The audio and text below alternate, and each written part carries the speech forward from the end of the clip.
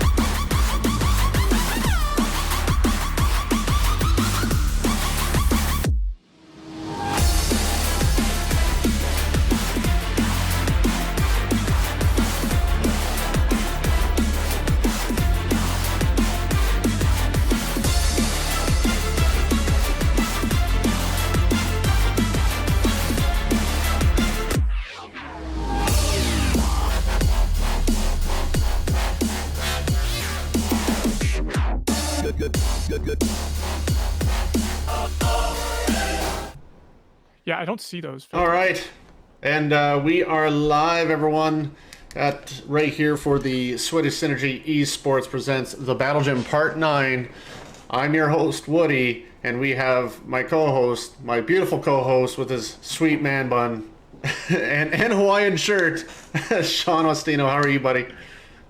Oh, can you get any more stereotypical than what I'm doing right now? The man bun with the Hawaiian shirt. What's up, man? I'm doing really good, Woody. Thanks for having me. I'm excited for Armajet Esports action here on the Battle Gym. And this is part 9. So we're only one part away from the big invitational tournament, which is coming up in 2 weeks. Absolutely. This is basically the finales here of all the parts that we've gone through. And if you missed it yesterday, me and Night Raid went through all the tournaments, kind of talking through, how they all ended up and things of that nature. And what brought us today, which is now we're going to be, in the final point standings of who's going to go where in the placement for the Invitational, because we're only accepting the top 8 teams for this tournament. And right now, I'm going to just quickly look. We have Phenoms that are in first place. We have Hammers Esports in second with basically the same points, with 81 apiece. Firetail Blevy with 71, Terminus with 50, Icons with 43, Infernal with 35, XOZ also with 35. Skyro's Judgment doesn't exist any longer, but they're 33.5. THC 32, Apex 31, Easy Dragons, they're not playing, but we have all these teams, especially between 5, 6, 7, 8, and 9 placements, that all fighting for this, and 10 all fighting for those final seed spots. So it's gonna be really interesting to see how this all plays out today. And speaking of that, let's just switch over to the actual challenge brackets for today. And as you guys can see here, we have the CBD Chiefs, Chief Baller Division, brand new team. No, not the CBD. Sorry, I'm thinking of CBB versus Hammers Esports. This is the first time Hammers Esports has been actually, played the first round, and this was due to them not playing in the last tournament. So they're going to be starting. They have a longer route than normal this time around, but they're playing the CBD for first round. Then we have Bit Iliad versus THC. We have Bit Odyssey versus SSE Icons. We have CBB versus XOZ, and then Infernal versus Apex. All are going to be great matches. But just for you folks, so that you're fully aware, we will only be streaming the Bit Iliad THC, Bit Odyssey and Icons, and the Inferno Apex games, Hammers CBD, as well as the XOZ CBB games will not be streamed. They'll be done on the side. Seeker will be hosting those guys. I wanted to comment on the team point standings and how close some of these teams are. Like if you look at the bottom three or bottom four teams actually, Icons, Inferno, XOZ, uh Skyrose Judgment, they're not necessarily going to be playing anymore, right? Because Skyrose has been disbanded. Hmm. The high Now, if you look at all the point standings that those teams have, they're within 10 points of each other. If we see some upsets here and there, the point standings could dramatically change on who gets into what positions, what seeding during the invitational. Am I right? Oh, 100%. You're absolutely right. So, again, we have XOZ in here. XOZ is facing off against the CBB Chief Ballbusters to try to solidify their position in the top eight. It's a newer team, but the players aren't new.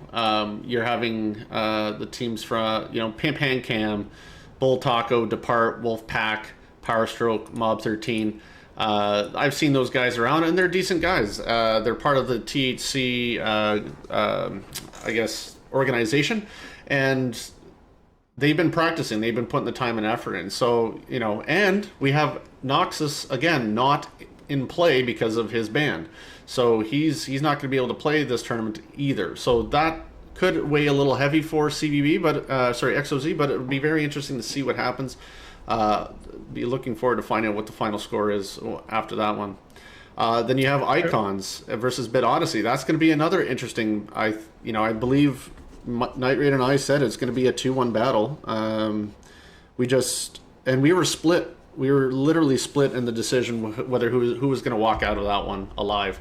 So again, another great matchup, and that could, if Icons can't get through that, they could have knocked themselves out of this out of the invitational if they don't do it here. So again, a lot of stuff could happen in the next few moments here. That's going to play a massive effect. So hopefully these guys have been practicing. Yeah, hopefully. That's so interesting that you talked about XOZ. And they didn't perform well last time in part 8. In part 8, they didn't Oh, get they out did. of round. So I feel like that could have had an impact on the point standings for sure on going into this weekend's tournament. With them staying in round 1 here, going up against the Chief Ball Busters, it's going to be pretty interesting to see who comes out on top in that matchup and goes up against Terminus in round 2. Absolutely. So I'm just getting the guys rallied together here. Just be a moment. Text at Bit Iliad. Who is that dragon? There we go. So, of course, to remind our ladies and gents, Annas and Krugers watching there in Twitch chat and at home, we are, of course, going to be starting with the typical maps that we're going to be seeing. Just to remind everybody, is we're starting on Moon, we're going into Snow Base then for round 2 in the series, and then for round 3 we are going into District if needed. It is just a best of 3 for the first rounds. Absolutely. These the first 2 rounds actually. So what the rules that we're playing with today is going to be the last time you see them for this season, because there's a whole new set of rules for the invitational, and we'll touch base on that as we move along. But really excited for what there is, because bans are going to be 100% available. We're talking pilots, we're talking maps, everything. Everything is on the table for this. Anything we can possibly customize is going to be customized. So it's going to be really, really interesting to see how this plays out for the Invitational. So at this moment, we're just waiting for the teams to join in. Both captains for THC and Bit Iliad have been notified. We are playing in the EU because Bit Iliad did win the coin toss earlier today. And we're just waiting. Apparently Bit is alpha. Whoops. Well, while you're taking care of that stuff, Woody, let's go ahead and remind our viewers about last week's or 2 weeks ago's event for the Part 8 Invitational, for the Part 8, the Battle Gym, and how that went for some of these teams here. But let's talk about the big storyline from last week, and that was Fiery Tail Blevy taking the entire cake and winning the battle gym for their first time ever in the Fiery Tail franchise. Them getting first place, becoming the champions for the weekend. So that was pretty cool. It was a Cinderella story, as we talked Hmm. about. It was it's since I have been commentating on Armajet Esports for almost 2 years now. It has been a very difficult road for Fiery Tail, and to see them go through last week and everything happened perfectly for them. Them starting off going up against the High Chiefs in round two, then going up against their sister team Inferno and completely shutting out both those teams. Then Phenoms not available to fight them, Hammers not available to fight them. They went up against Terminus, who's a very strong team as well, and Hmm. they were able to 4-2 Terminus in the finals. Yeah, it was an incredible tournament to see, to have, Hammers not even be there, and then two, having Terminus coming and taking out uh, Phenoms in five. It was an amazing game to see. I even said, like, it would be nice to see Terminus beat Phenoms, and then they did. I was like, what?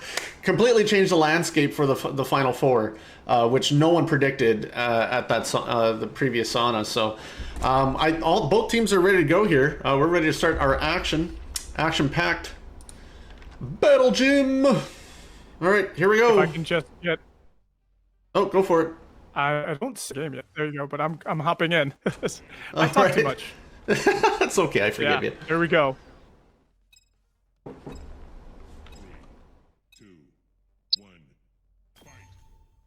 All right, ladies and gents, this is the first round of the day. We've got ourselves Bit going up against THC. Who will come out on top? And let's talk about some of the early aggression here. We do see Abel to hate getting exploded there before he's able to get near the goal. Havocs on both sides, it seems. Dragonfire exploded rats. Captain Susie to Day Day. Ball is respawning in mid. And it looks like we have Gawk89 picking that up. Day Day being Gawk89. just lights out with that. Oh man, Black Tusk. Let's see what he can do here. He's going through mid. Oh, he's got some room. Oh, he gets killed by Captain Susie with that Quantum. And now looks like they're going to be taking it the other way. Oh, great pass. It's interesting to see the completely different gameplay when you've got two Havocs on one side, and there's a very nice goal from Dragonfire. What a score for him. Hey, boys, just Absolutely. giving you guys a quick update. Oh. We have game one over due to an unfortunate event. One of the CBD players dropped connection after the cutoff point, so they played 3v4 most of the game. Hammers ends up winning 3-0 first game. Thank you for the update. Much appreciated. Yes, thank you, Seeker. Yeah, and just to kind of... as that happened, we have Yeah, just to talk about that, it's... now. Oh, wow. Just talk about the connection stuff. After 15 seconds is when it will be deemed we can't restart the game. So, got to keep track. Got to make sure that your connection's solid, good. Kick the kids off the internet. Do what you got to do. Tell them to go for a walk. Don't let them hog it. Well, Gawk89 scored that last goal for Bit Iliad. So this is a pretty good position that they're in right now with 40 seconds remaining in the match. It's going to be very difficult for THC to be able to get 2 goals in to maybe potentially tie it up and get it into OT. Oh, Rats has a... Oh, he gets exploded. Watch out for Texace. He's got himself a Typhoon. He's going in there for the Oh. score, and he misses narrowly.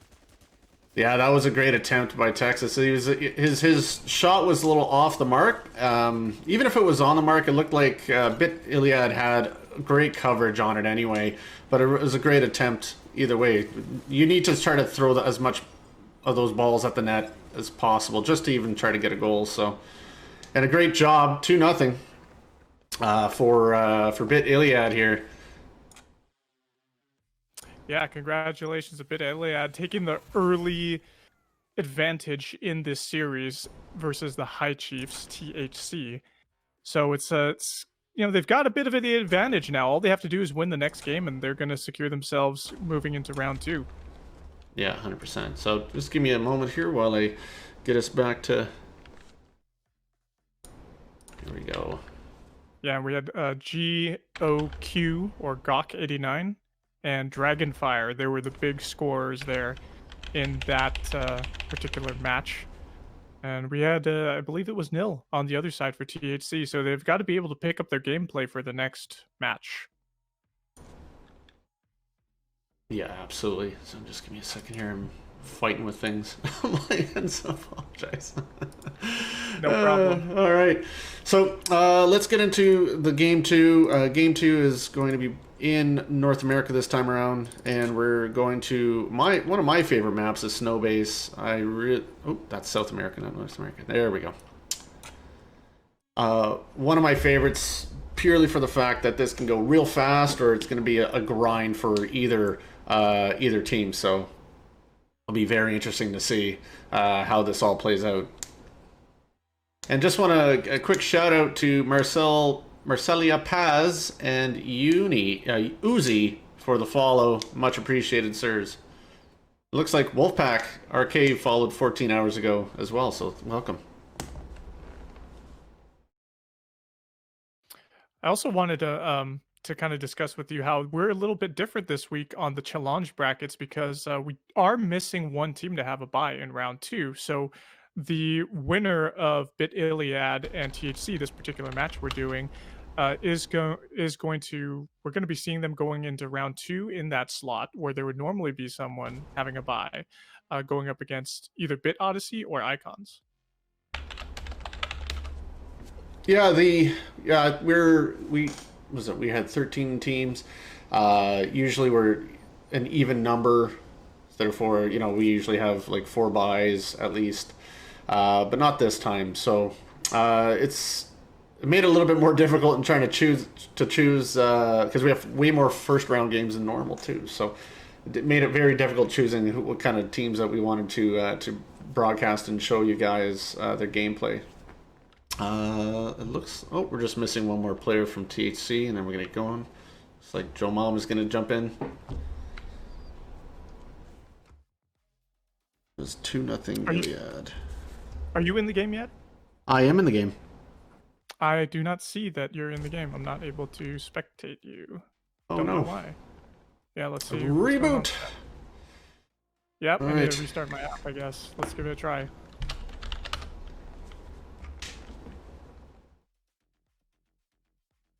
All right, looks like the teams are ready to go. Let's flip it over to the in-game. All right, so here we go. Game 2 of this first matchup. Bit Iliad THC. We've got Bit Iliad with a 1-game lead right now in this best of 3. And looks like THC is going to be the first one to pick up the ball, but immediately getting just destroyed by Bit Iliad. And the ball's going to respawn. Pretty quick respawn on that ball there. Joe Mama gets his shield shattered, picking up that power-up. It's good to deny the enemy team at least the power-up. Captain Suzy gets cut down very easily after throwing out frag. Got Q once again able to maintain ball control as he stays on the back line, waiting for the push from his teammates. Able to drop down a pretty good entry, very instrumental in taking out the enemy team. And this could be an opening for them if Gok Q is able to get the ball. Oh no, Gok Q just got destroyed there with that grenade, a very timely grenade by Davy Jones. And he was struggling trying to get that ball, but that was a well-placed sentry. And, I think sentries are not necessarily used as much in Battle Ball, but we saw Hasko doing it amazingly well and assisted the win with Terminus against Phenoms with constant, well-placed sentries. So, don't sleep on those things. They're an additional person. Oh yeah, 100%. Able to hate now has an opportunity. Oh, Rats comes in, stops the goal. Uh-oh. Okay, there we go. I was a little concerned for them. Bit Iliad is just applying the pressure right now. They 100% are. Rats has got the ball now. He does have a flamethrower drone out there. We're able to help him, get a kill onto Able to Hate, but not able to capitalize on that and get himself a score. Wow. Able to Hate coming back, a big push, but everybody completely annihilated by Gok Q. He got himself a triple kill right there. Quick succession on those. Good Iliad. Oh, great score. Great goal. Gok Q again with the score. That's 2 scores in 2 games for him. Blowing that little kiss from Able to Hate. Hey guys, so we just wrapped up game 2 over here with Hammers. Hammers managed to take it out 2-0, finishing out the series. Excellent. Thank you very much. Well, thank you very much, CBD, for joining us in this tournament. We'll figure out the points very soon in regards to where you finished off in the Battle Gym series. Omama's got super shields popped. Not able to help him, though, in a 3v1 sitch in bot lane. Captain Susie looking for a score. Not able to do it. Rats picks it up. Ball gets juggled around. And it looks like we're closing this game out with a win for Bit Iliad. 1-0 that match, but overall a 2-0 shutout in the series. Wow. That was a great showing by Bit Iliad. I don't think anyone really was sleeping on these guys by any means. They're such a great up and coming team, and it just shows that you got to watch out for these boys. So we have Hammers that just won 2-0. So we're gonna send those guys moving on. We're gonna look at Firetail and Bit Iliad. Oh, sorry, THC and Bit Iliad. Those guys are up to date. Now, the next matchup that we're going to have broadcasting live for you guys is going to be Game 3, which is Bit Odyssey now, the other Bit team, versus Sweaty Synergy Esports Icons.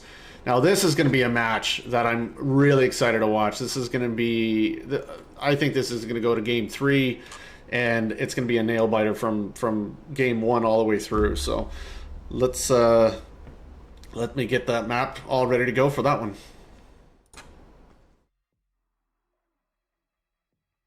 And we are going to start off in NA. Yeah. Go on. Okay, great.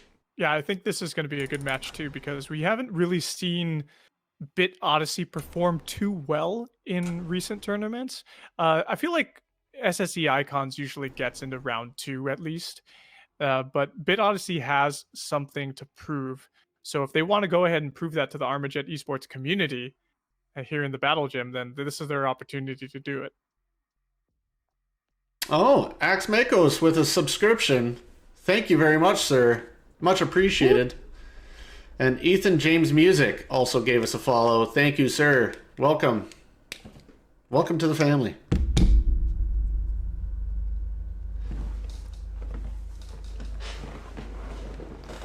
I'm in the game, but I don't see anybody else in here yet. Are we waiting for them, Woody? I'll just tag them. You and me are waiting.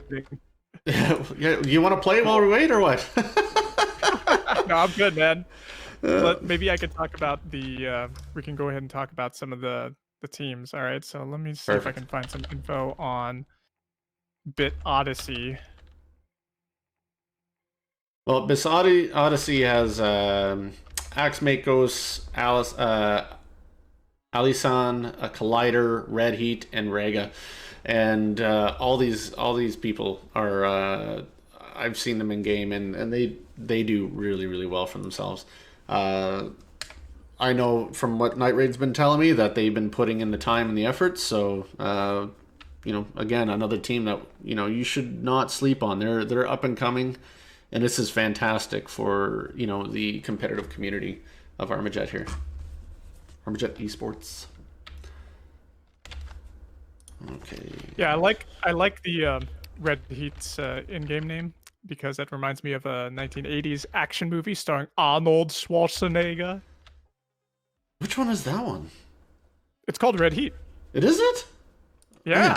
It's a I need- movie where he plays a Russian, and he has to work with I think it's a New York cop, played by Jim Belushi, and it's like kind of like a mismatch action buddy comedy kind of thing, but Yeah, it's yeah. more on the action side, you know. But it's like it's in that same vein of movies, like Predator, you know, where it's like a good solid action movie from the 1980s starring Arnold. Wow, you know what? It's funny. It was my wife that pointed out to me that I seem to have like this man crush on Arnold Schwarzenegger because I was pointing out like all these movies, not thinking of who the actors were, and it was like all Arnold Schwarzenegger. She's like, "Do you have a thing for Arnold?" I'm like, "I think I do. I guess so."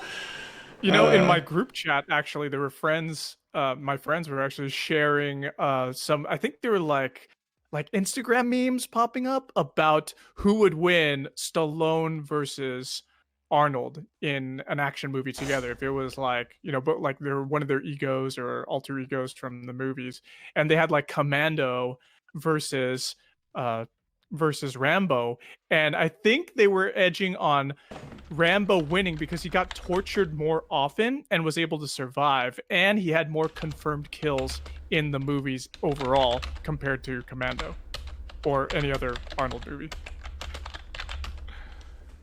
But enough of that action movie goodness. Blade Runner. Oh, Or the that's a Running great Man. Sorry, movie. the Running Man. The Running Man. The Running Man. Oh, was the Running amazing. Man. Oh, That was one of yeah. my favorite Oh, I ones. love the Running Man. Yeah. Hey, Christmas tree, follow me, light bulb. So many good lines from that movie. Yeah. 2 weeks.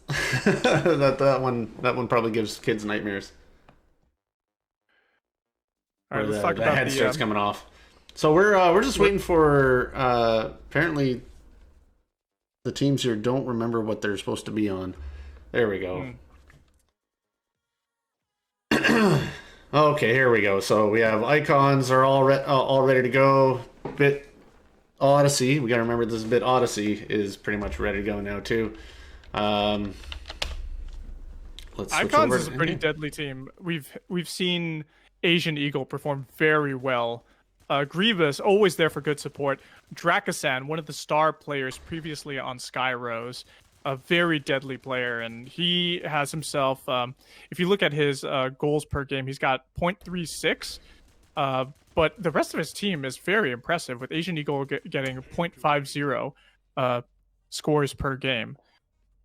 As we start, let's get into this first match versus Bit Odyssey with Icons. Yeah, so here we go. It looks like Dracasan's not in this week, actually. No, I believe if I remember correctly, he has a lot of. He's actually out of town. I think on doing work related stuff, or no, it was family related stuff. He was visiting family who he hasn't seen in a while. I think it's his I think stepbrother or stepsister. But either way, hope he has a fun, safe time while doing that, because I think he's seeing his nephew or niece for the first time. So, well, solid push here in bot lane by Grievous, the secret, letting out with those locust shots, able to take out Aximekos. That beautiful new javelin skin, ragdoll effects are so nice to see. And we couldn't get into the goal, not able to dunk it. Asian Eagle, what a disappointment from him. Red Heat comes in, very low on health, throws the ball away. That was a great just dump, just try to get the ball out of there. Although very dangerous. Had there been an icon been floating through that would have been an easy goal, turnaround for a goal. But looks like icons were able to stop that push from Odyssey. Now Big Baby's going to bring it up from behind and try to push it forward. He's got his super shields popped, but a lot of incoming fire. Oh, great pass. Great dump to Secret. Secret's not going to take it all by himself. Oh, he misses it! And he tries to make up for it with a throw from behind, but does not quite happen. Eagle with an attempt and still doesn't.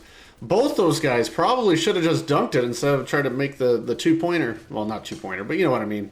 Basketball team. Yeah, I totally get you, The free throw. I'm a big I'm a big basketball fan, but those were just a series of misplays that really resulting in lost advantages from Icons at the moment. It's really unfortunate. They still have a lot of ability to push here, and they keep doing it over and over again, but will they be able to capitalize? Well, they're doing all the right things except for scoring at this point. They're applying enough pressure on Bit Odyssey to keep them in their own zone and try to create opportunities with them. But they're not able to complete those opportunities by trying to throw the net and missing. They need to figure their stuff out in order to actually win this game. Otherwise, Bit Odyssey is going to have that moment and claim it from them. Well, this match has almost had the clock run out with 15 seconds remaining. No one has scored yet, so we're guaranteed going to be going into OT here, unless Allison can do something. Wow. Not able to capitalize. Red Heat, 2v1 lane. We're in OT. Allison, super shields pop. Can he heal up? He's able to grab it. Going there it is. Shot. Able to do it, and they finally close out the game. Wow. Bit Odyssey with the comeback, able to tie up the series 1-1 now. Yeah, that was 1-1. 1-0. That's the first game. 1-0.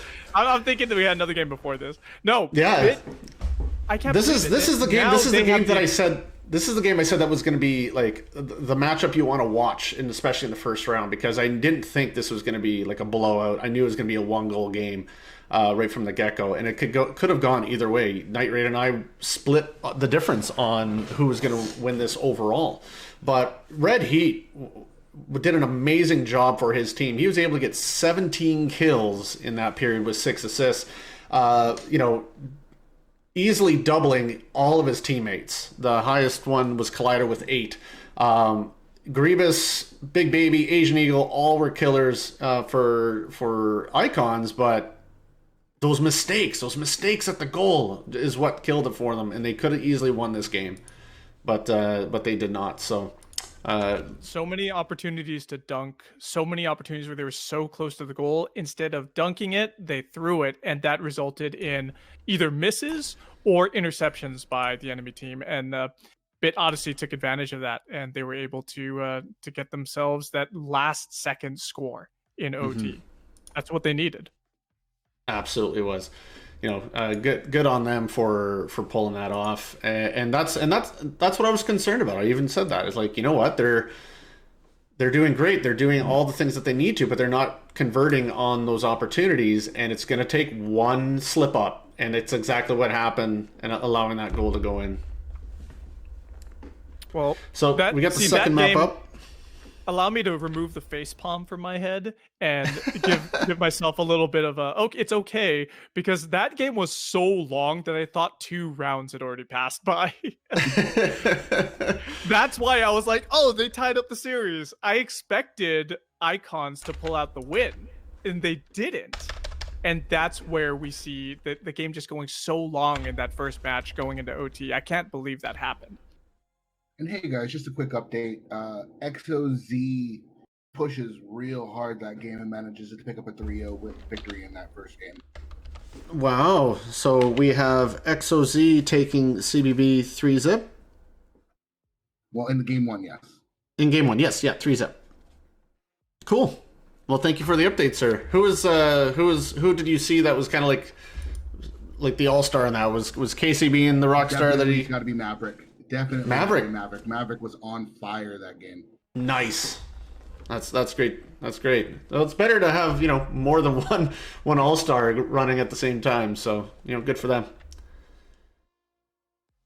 All right, just getting cool stuff. If XOZ does succeed and win this series, that gets them into round 2. That's better than they performed in part 8, where they were not able to get into round 2 of the challenge bracket.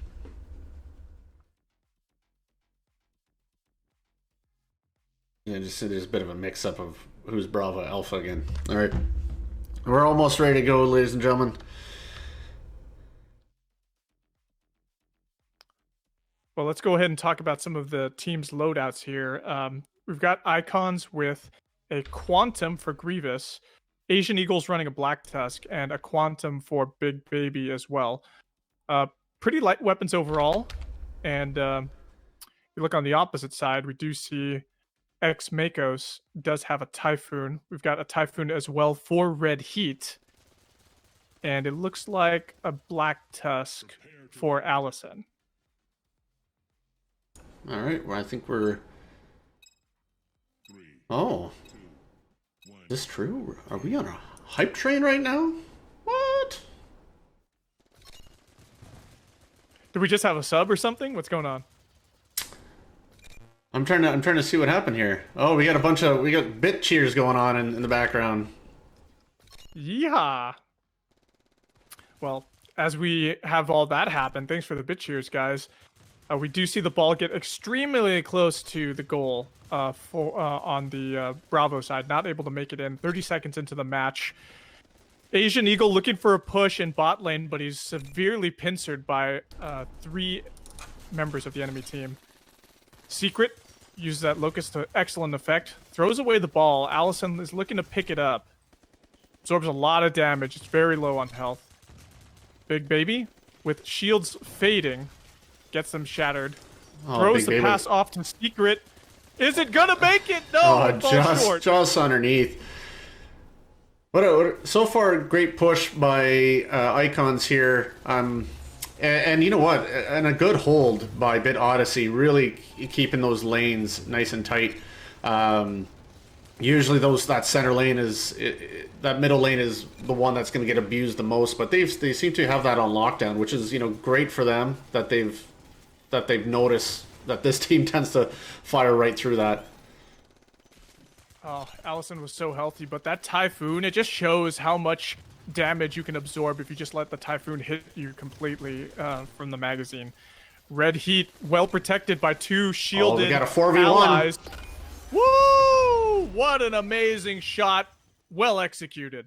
Yeah, that was a 4v1 plus that drone flying around there. Really giving it a 5v1 kind of experience. You're not getting through that. Oh, Grievous with a well-placed sentry here. At this point, this is where they need an EMP to clear out that sentry, because Big Baby with an opportunity to score, but was denied by Axe Makos that came out of nowhere. And Asian Eagle now with an attempt. Axe Makos, perfect spawn right there, and was able to deny the enemy from scoring into the goal. That was incredible defense by Bit Odyssey. And a great throw. Oh, Big Baby just gets in front of it. I believe that was going to be a second goal had he not been able to get there in time. Collider now has an open shot. Wow. That's exactly what they needed to secure this win with 15 seconds remaining in the match. This is essentially it. There is no way that we're going to be seeing Bit Odyssey... I'm sorry, to see us Icons get the win in the series, and Bit Odyssey, who we were just talking about, wanting to see them go into round 2, they prove us right. They're going into the next round.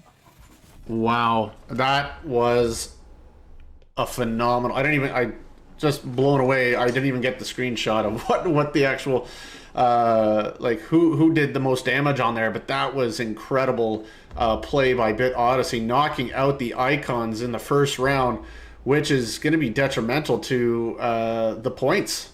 It's going to be huge. So we'll have to look at that a little bit later, folks, and figure out where do people stand after that. But that's just wild right now. All right. If you're comparing, to go ahead and compare these two teams, actually. So we had Icons sitting in 5th place in the standings of points at 43.2, but now the standings are going to completely change. We could see a pretty big rise here if Bit Odyssey goes further into this tournament. Right now, Bit Odyssey is only sitting at 13.1 points for the Battle Gym points. Well, we will soon find out. I think the points that are valued for those who can't get out of round 1, I believe it's going to be like 8 or 9, probably around 9 points. So kind of give you an idea of what that could look like. just while we wait for the next game, some shout outs here. We got quite a few, what looks like a couple of subscriptions. Night Raid subscribes with 2 months with Prime. Thank you very much. Hasco with a Prime subscription. Thank you very much. Seekers with a Prime subscription. Draco-san with 100 bits. Night Raid ups it with 110 bits. Bambi with a bit. Bambi with 2 bits. Bambi with another bit. Bambi with a bit. And then another bit. He's just bit by bit, literally. Got a lot of love in chat today. Thanks so much. Absolutely. Thank you so much. And just as a reminder, folks, the donation... oh, where is our donation bar? Where are you hiding? Get back here. Where are you hiding, donation bar? We're still at $1,235 dollars for the Invitational, which is happening in 2 weeks. Well, just less than 2 weeks, because we are doing it on a Saturday, not on a Sunday, to start us off, right? So $1,235, and this will still be available right to the end for the Invitational. So if you want to throw some money at it, 100% of the donations do go towards the teams. So yeah, get your money in there. And hey guys, I just got a final update on XOZ versus CDD. Yep. XOZ managed a 3-0 right at the end. Casey and Maverick were just phenomenal in that game. Kudos to them. Maverick was a great pickup for XOZ. Excellent. Well, congratulations to XOZ. Moving on, let's actually move to what the challenge bracket is and start filling in the winners here. So we have Bit Odyssey sweeping Icons 2-0. And then we also have XOZ sweeping CBB 2-0 as well. And we're starting to paint a pretty picture for round 2. And before we get into that, we still have one more matchup with Fiery Tail Inferno versus SSE Apex. What's your thoughts on these two teams? Well, Fiery Tail versus Apex. Fiery Tail is kind of like I feel like they're a great team, but occasionally they can be hit and miss. Apex, a very strong team, and I feel like if I'm going to give the edge to anybody right now, it's really hard to say, because Archer, one of those great OG players, is on the Fiery Tail Inferno roster. It's very, very difficult to deal with. We've seen Juski, Infinite Zenith perform very well from the Apex lineup. And it's really tough to say. We did see Fiery Tail get into the round 3. Actually, I think it was the semifinals. They got into the semifinals last week, going up against Blevy. So if you just go by last time's challenge bracket, I say maybe give this one to Fiery Tail Inferno. And that was mine and Night Raid's opinion as well. We think it's going to be a 2-1 victory for Inferno, but it's going to be Apex's decision whether or not that's going to happen. Both teams are very, very strong and can be very, very strong, but Inferno's, I think, has had the experience of later rounds, and against tougher teams, which may give them that edge over Apex, where Apex has had a very hard time getting out of the first round. So we'll see what happens here. It looks like all teams are in and ready to go. Just going to confirm that. And they are.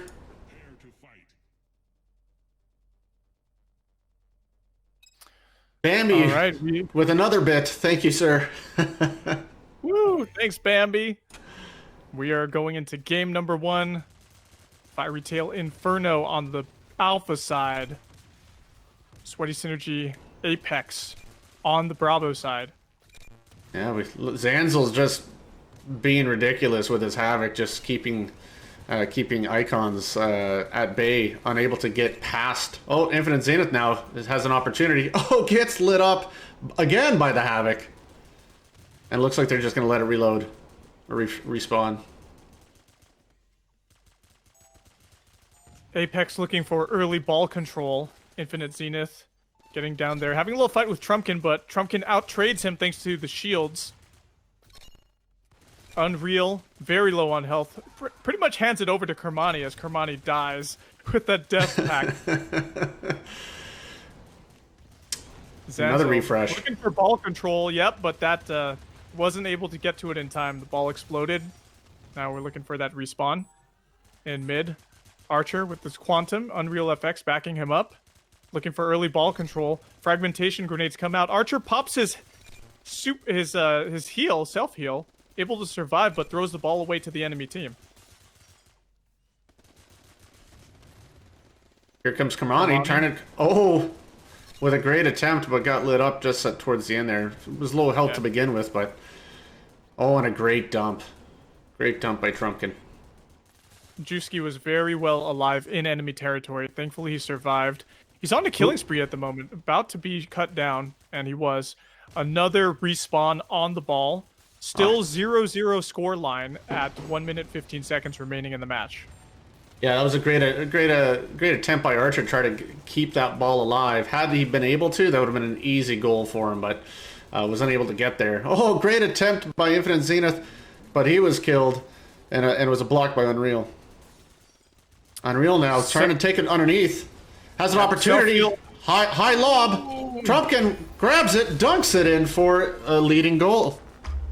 Very 45 nice seconds left. Done. It was essentially a layup for Trumpkin at that point. With Right? 40 seconds remaining. Yeah, it's going to be very, very difficult, I feel, for Apex. If someone doesn't get Juski here, they're able to pick him off.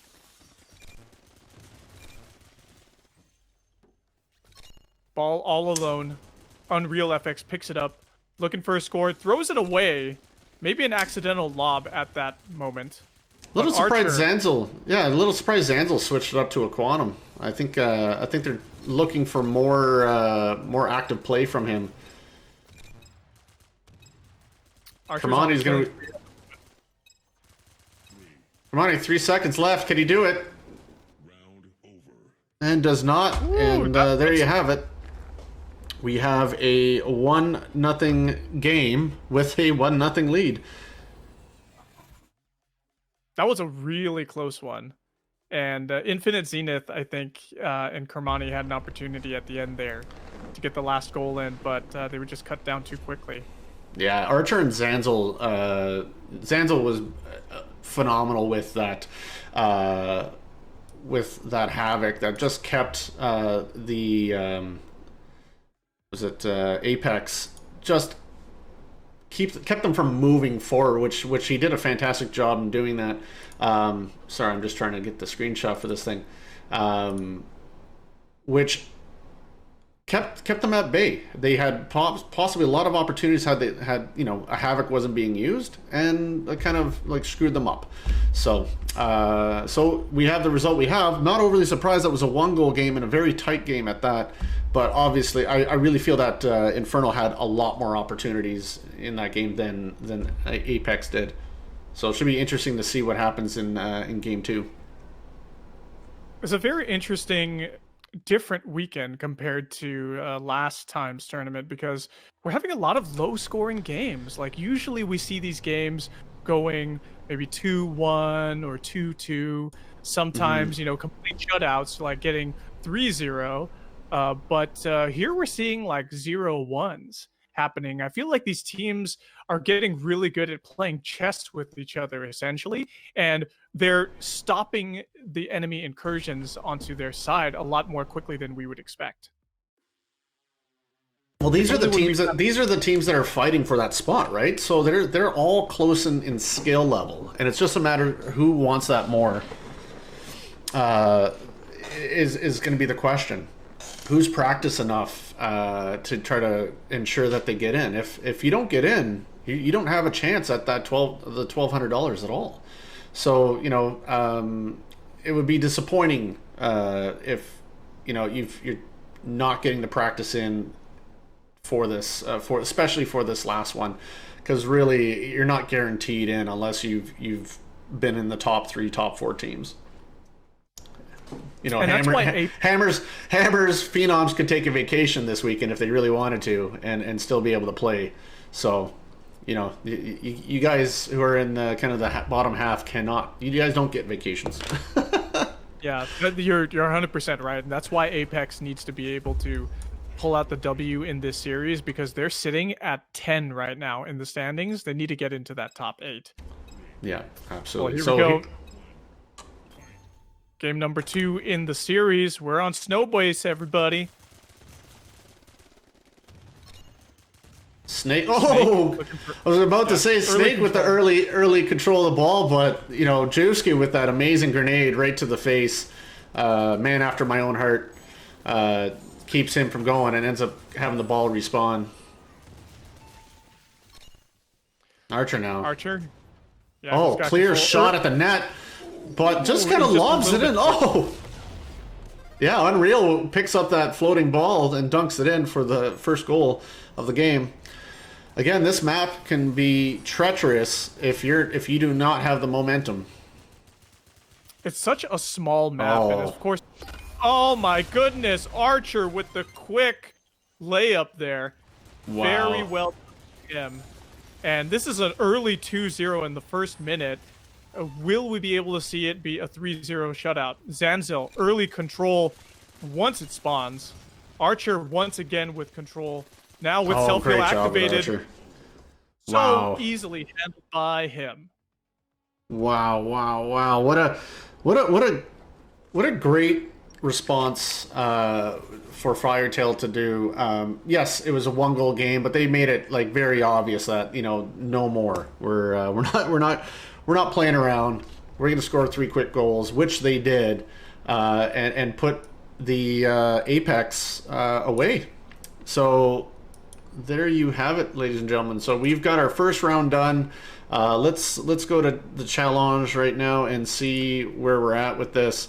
And what does this look like for round 2? And just a quick shout out to all those teams: CBD, THC, Sweaty City Icons, CBB, and Apex for coming out to the Part 9 gym. You guys, you know, put up a fight, but unfortunately couldn't quite pull it off. So much appreciated to all of you who came out to play. But now, this is what we have for round 2. We've got Firetail Blevy versus Hammers Esports. That's going to be an amazing game to see. Firetail has even said that, you know what, we don't feel like champions until we beat Hammers. So here's their chance for that. And this is going to be very exciting to see. Hammers just had a warm-up game with CBD. Firetail believes coming in cold, so that should be interesting. We have the 2 bits against each other. Bit Odyssey versus Iliad. Who's the better bit? We'll find out very soon. Terminus versus XOZ. That's going to be another great game to watch. And then we have Sweaty Synergy Phenoms versus Inferno. So we have some great games coming up in round 2. And so the wrong title, sillies. Oh, let me guess. I bet it says the sauna. It does. The battle gym. Is that what's happening? Yeah, that's what's happening. Well, let me just wifey. go ahead and comment. I'll comment on the challenge bracket right now, but Hammers Esports last tournament for Part 8, they were not here. It was a complete power void, and you could argue that's why Firetail Blevy ended up completely upsetting everybody in that Cinderella story that they got the championship in. Bit Iliad. It is going to be interesting to see who the better bit is. I'm rooting for XOZ. We talk about underdogs and loving them all the time. I feel like XOZ is the Rocky here between them and Terminus. And I want to see XOZ get into either the semifinals or, you know, the finals or even the bronze match. That's going to be a fascinating game. And Phenoms versus Inferno, that's going to be a really tough matchup. And I think that Phenoms is potentially going to come out on top in that one, but Inferno is going to have to really push hard. They have Archer, very strong player. We saw him score 2 goals in that last match that we just aired. Mm-hmm. No, it's going to be a very interesting round 2 for the Battle Gym Part 9 here, right here on the Sweaty Synergy Esports Twitch channel. But we're going to take a quick break. While the break's happening on, please enjoy the invitational promotional video that's going to come out right shortly thereafter. While that's all happening, we'll get the coin flip and stuff out of the way so we can get right back to the action. All right, stand by.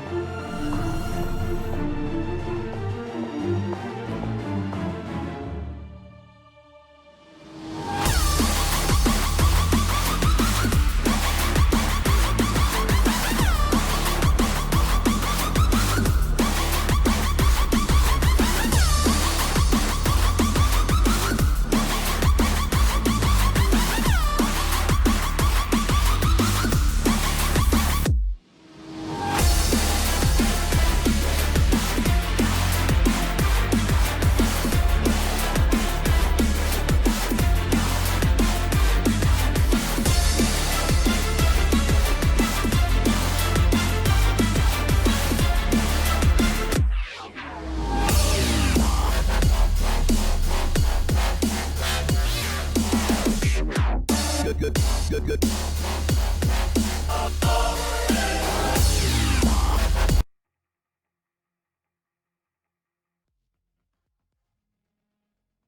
All right, and we are back, and thank you for waiting. Hope you guys enjoyed that invitational promo. I always get pumped every time I see it. It's exciting. I can't wait for 2 weeks to show up.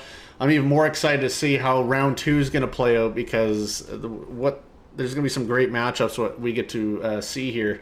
Just as a reminder, we got Firetail Blevy versus Hammers Esports. Unfortunately, that will not be... No, are we televising that one? Yeah, sorry, we are televising that one. So we're going to see that one. We're going to see Hammers and Blevy go at it. Again, like I said before the break, Blevy wants to beat Hammers because then they'll feel that that championship that they won 2 weeks ago solidifies their wins. So it'd be great to see what happens out of that matchup. Then we have Bit Iliad versus the Bit Odyssey, and then Terminus versus XOZ. All 3 of those matches will be streamed. Sweaty Sentry and versus Inferno will not be streamed and be happening on the sidelines. But of course, our great host Seeker will provide an update as we go along with those matchups. He'll be our eyes and ears and give us his insight into the match. When you seek, you will find. Some fascinating matches here in round 2, for sure, my good friend Woody. Absolutely. So we're kicking off. We're with Firetail Blevy and Hammers. We are going to start off in the EU server, and just to kind of quickly talk about this next matchup, the bans that are involved in this. I'll be honest.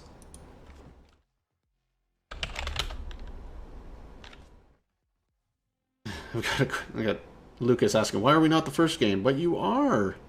You are the first game.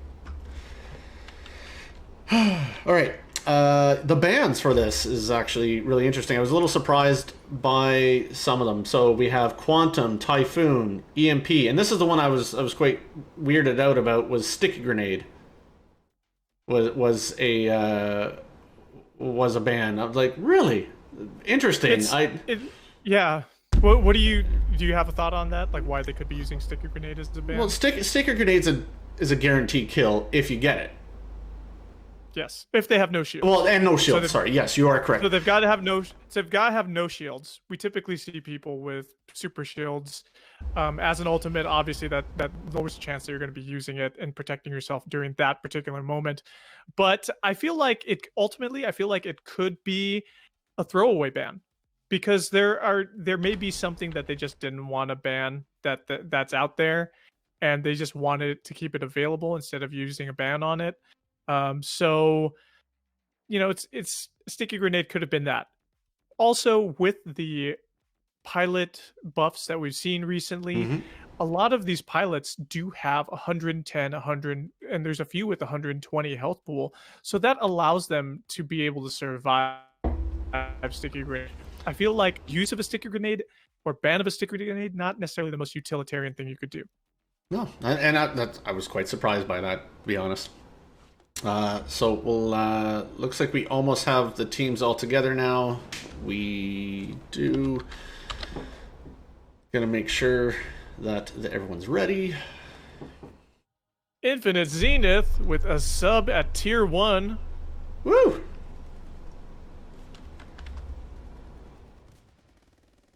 Much love, good buddy.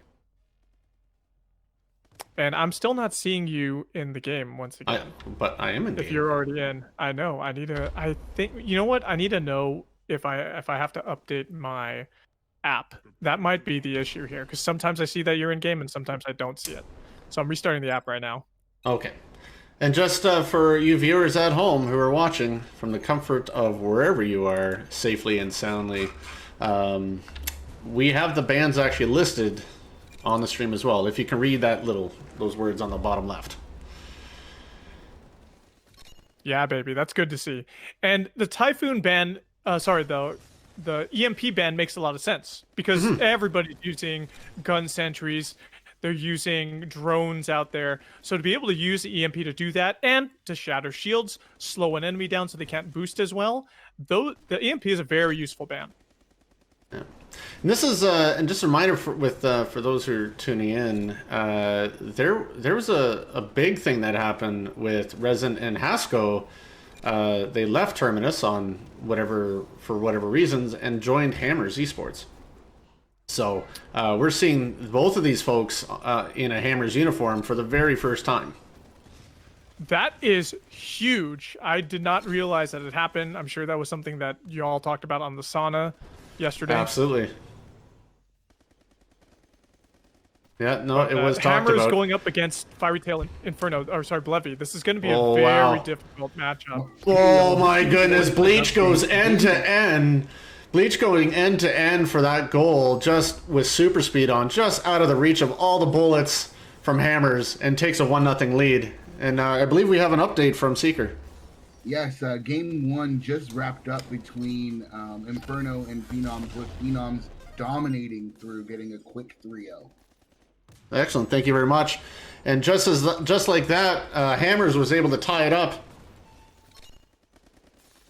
Yeah, that was thanks to Hasco, who we were just talking about there. He's already proving to be very instrumental on the Hammers roster.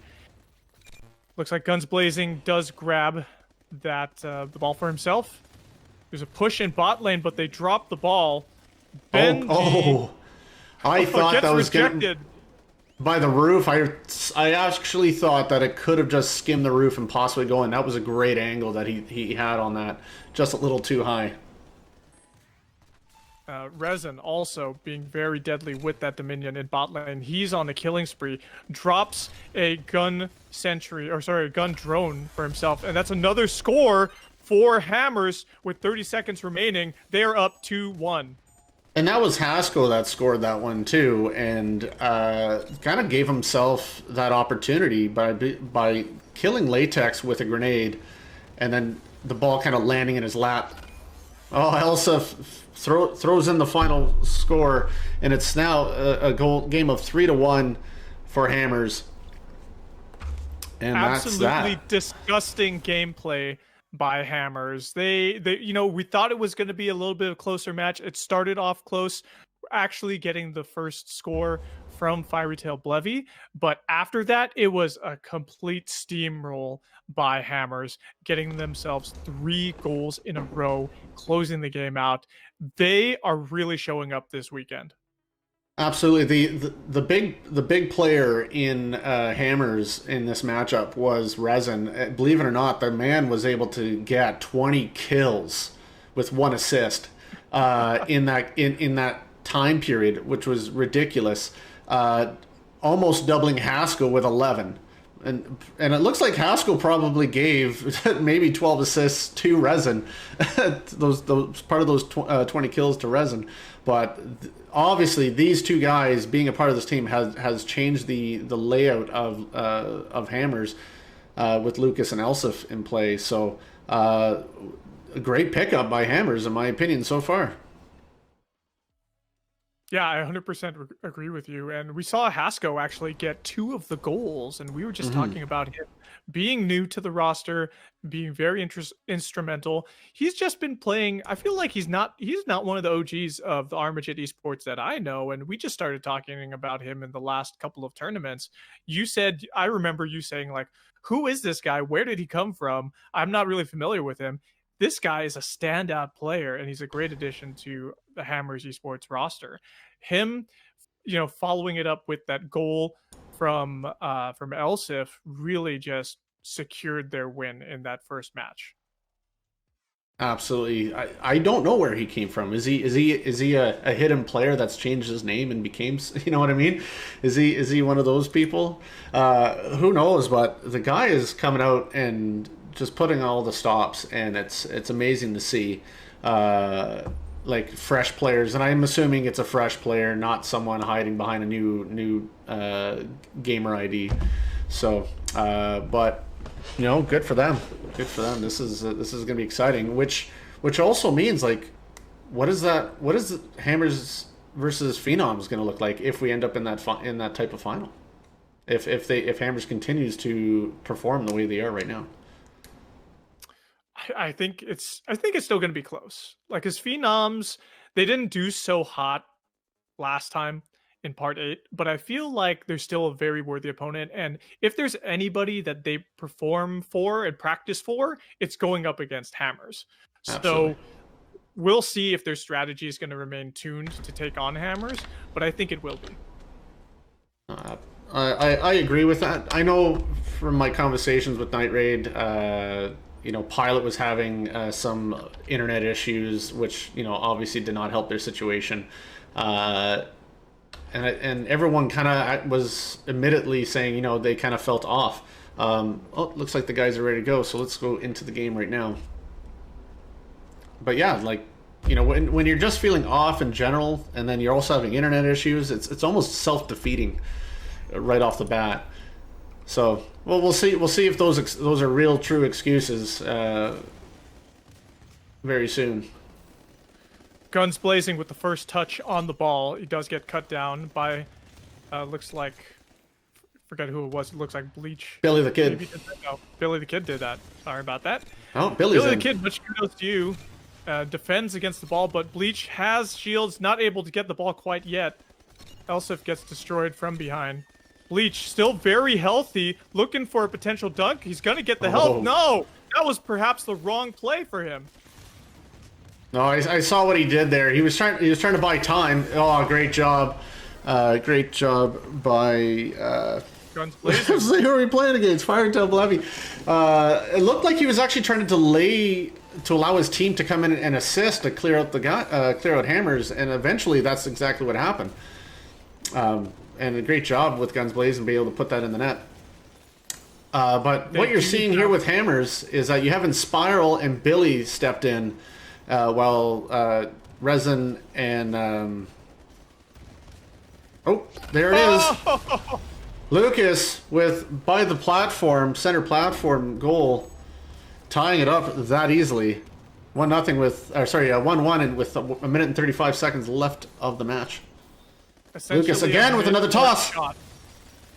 Not able to do it that time. And it looks like Elsif still has control of the ball. Benji grabs it, throws it down and away. Yeah, they got it out of dangerous territory there. A lot of shields activated. Guns blazing, still healthy, but does absorb a lot of damage. Drops the ball. Billy the Kid looking for a score. Going down through the bot. Easily done. And it's 2-1 for Hammers. Wow, that's a huge goal for Hammers from coming from underneath down like that. It's that's a hard. Ooh, oh my God! Did you see that? Somebody clip that, please. Shot. Somebody clip that. That was sick. Like you're like, oh, he just missed it, and then goes off the platform and in. What a disgusting shot that was. Holy moly. You never get to see. That shot was insane. It was insane. How many times do you get to see the angle on that back end platform acting as a backboard? That was completely disgusting. I loved it. What was the final goal on that? Was that 3-1? It was 3-1, I believe. Yeah. Holy crap! I was just They closed it out. mortified by that goal. Holy cow! Woo.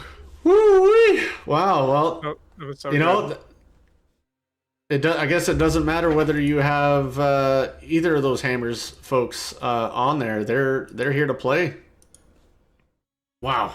All right. So let's take it to challenge here and update what we have here. We have Hammers walking away with a 2-0 victory over Blevy, which is a huge ordeal because Blevy has been in the top 4 for quite a few battle gyms now, and now they're not even there anymore. So I'm really interested to see what that's going to do in regards to their points. How was Phenoms and Fairy Tail Inferno? So Phenoms ended up winning game 2 as well, 2-0, in a fairly dominant game. It was never really close. They weren't able to close it out 3-0, but it was never really close. Oh, okay. So we have a 2-0 for Phenoms. And this is also one of the first times Inferno's not making it into the top 4 as well. In this... Oh, hey, Grind, what's going on, buddy? This was such a interesting turn of events because, like I said, Blevy and Inferno is usually one of those top 4 teams, and now they're not in there. So that's going to leave room for now one of the BitLad guys to be in the top 4, and whether it's Terminus or XOZ, this is going to be huge for XOZ if they can pull that off, just for points, period, right? So let's get into that Bit Iliad and Bit Odyssey game, and let me actually just fire it up because I still need to do that. It sounds like this is a weekend of complete upsets. We're seeing it happen over and over again. And that's what happens when you have a power vacuum in the previous tournament, and then you reintroduce those extremely powerful, extremely OG teams that dominate over and over again. You bring them back, and you get these not necessarily mismatches, but you get to really see what we were missing out on in the previous tournament. No, indeed, it's like you don't miss them, but then you're like, yeah, I do miss them because they put the quality, the skill that you get to see. Like, was that bank shot practiced? Like, that was like, you got to ask yourself, like, did they sit there and practice that? Like, oh yeah, it's not going in, don't worry about it, and then boop, it goes in. WTF? You're WTF indeed. I feel like one of the most the coolest things and the most artful things about gameplay like this, especially here in Battle Ball, is that you can have an awesome play like that and you intended for something to happen as a player, but the sheer accident of it happening ends up being an artful form of score in itself. So right? It's really cool when something like that happens. And that's why we have professional esport play here in Armajet. 100%. But you know, some of those teams do practice those bank shots because, you know, those are those tricky ones where you kind of let your guard down just long enough, and then you're like, whoa, wait, what? whoa, time out. That's the best thing when you're sometimes, you know, I only get some of the inside gameplay with these players because they know me as a caster here in Armajet. And earlier this week, I was playing with Kermani and some of the other pro players who are out there. And we just had like some random, I was just playing survival by myself and they invited me. I was like, oh, let's play. Let's see how these guys are doing. And we had some really fun matches, and we were just playing Battle Ball back to back to back over and over again, and we kept going up against the THC guys because they were the only ones who were scrimming Battle Ball at that moment. So it's really fun to do stuff like that and be able to see how I perform as a caster versus people like THC. And some games we won, some games we got completely steamrolled. All right. Sorry, I'm just busy trying to get the bands all in line here so our fans can watch. Okay, so we're just missing one more bit person. who are we missing here? It's kind of hard. Alpha, someone from Bit Odyssey. We're gonna have Iliad on Alpha side, Odyssey's on Bravo. Is that how we're doing it? Odyssey is Alpha, Iliad is Bravo. Oh, okay. It's Odyssey is on Alpha. Okay, got you.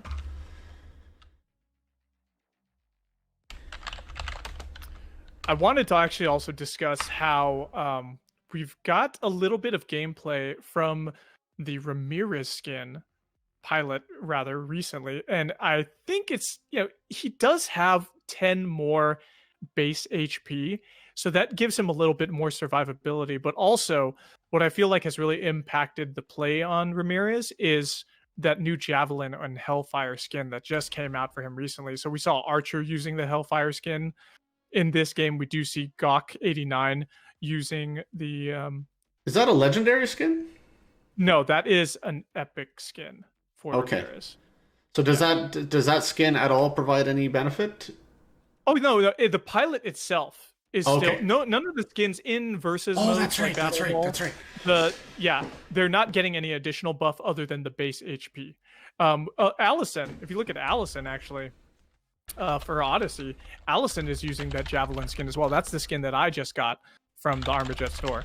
So very, very much influenced by Superbit Machine to see the Ramirez skin in action or pilot in action.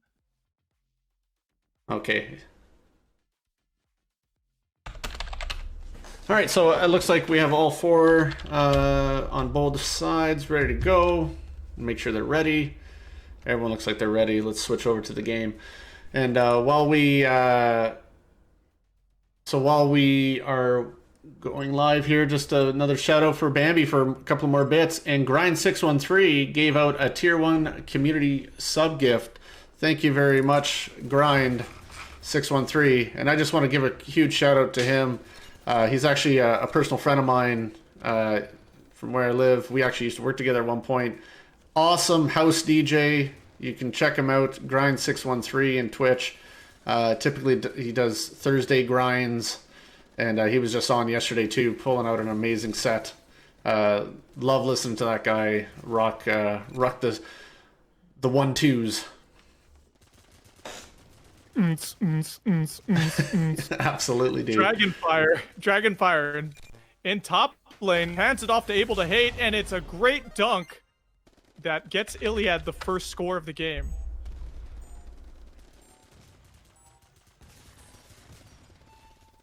Allison and Oxmakos looking for early ball control on the second time around. They get cut down very easily though. Gawk 89 wide open, looking for a push, shoots it in! And just where it looks like it was not going to, it made it, and they're up 2-0. Yeah, that ball looked like it just lipped the cup there on that goal, on that net for that goal. I wasn't quite sure if it was actually going to register because it was going to be that close, but here we are. Yeah, Allison super shields pop, but in a 2v1, very difficult to survive something like that. Oxmakos, Collider both get destroyed on mid platform. Allison still healthy. Red Heat gets the ball handed off, almost goes in, but it gets rejected. Collider collecting that health at an important time. Oh, tries to make a play for it. Now we got a 3v1 right now situation. Can they pull it off? What is he doing throwing it? Oh my goodness, they could have had a goal. They could have had a goal. That was a bit total misplay, but Able to Hate now. Excellent protection. But Red Heat's drone destroys that sentry. Oxmakos. Or Axe. Look out, the Axe is gonna fall.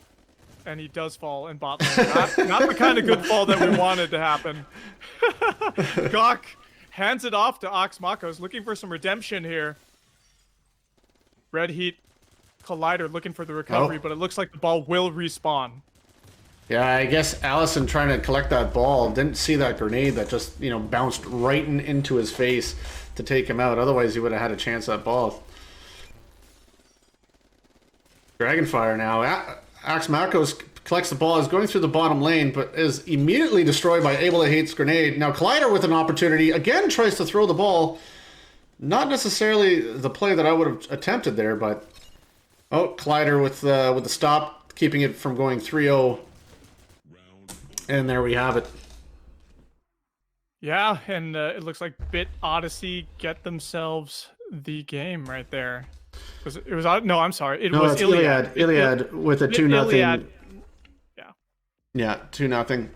So able to hate one of the big killers for that game with 16 kills, and then Collider for the other side with 12 and 5 assists. So if I think it was a fairly even match. These guys, I don't know who's going to really come out of it, but I think Iliad has that just slight advantage skill wise.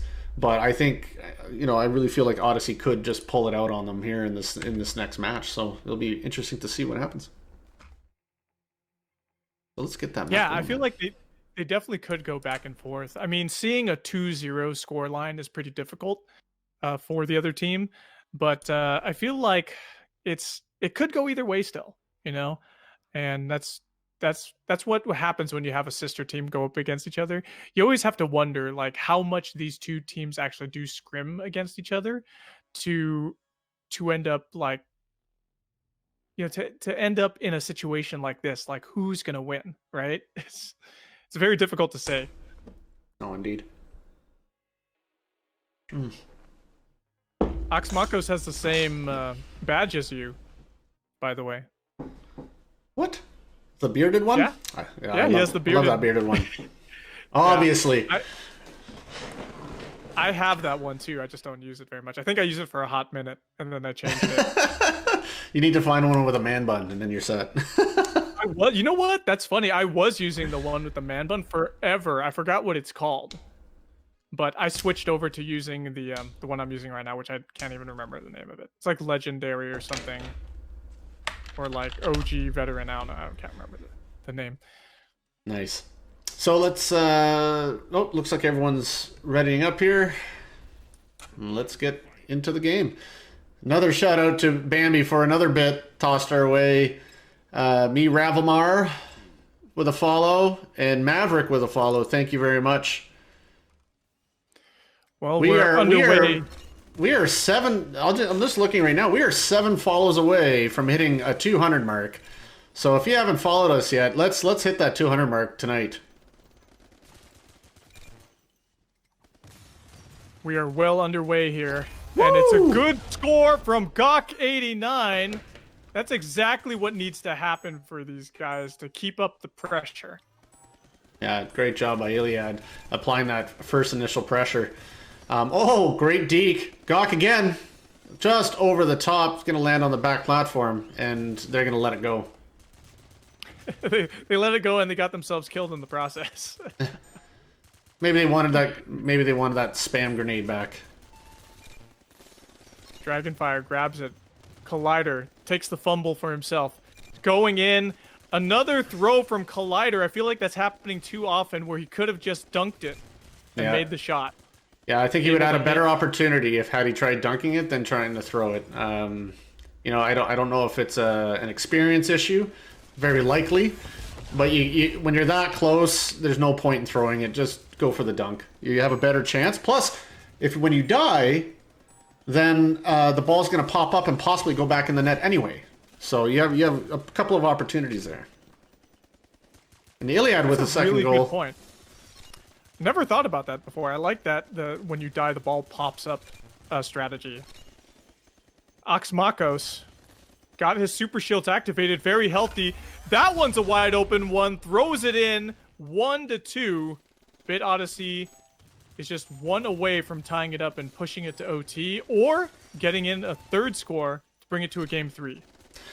Absolutely. Just to kind of go back to it, there is a time and a place for a throw. That was perfect for Axe. He, I believe his probably jetpack was a little low during that time, and throwing it was the best possible play. Had no one in front of the net, so you got to pick and choose your times. Allison, on a sliver of health, drops the ball in Captain Susie's hands, but the ball's being juggled around Red Heat. Looking for a score, but in a 3v1, can't pull out the W there. Dragonfire. The misdirection is so obvious, but he loses the ball anyway. Captain Susie now. Self-heal popped. Ooh. That was another one of those shaky moments. You have self-heal, man. Just dunk it. He almost had that stolen away from him. But, you know what? Congratulations to Bit Iliad for another victory. And let me tell you what. Sorry, go on. There was a lot of score sharing there by Bit Iliad.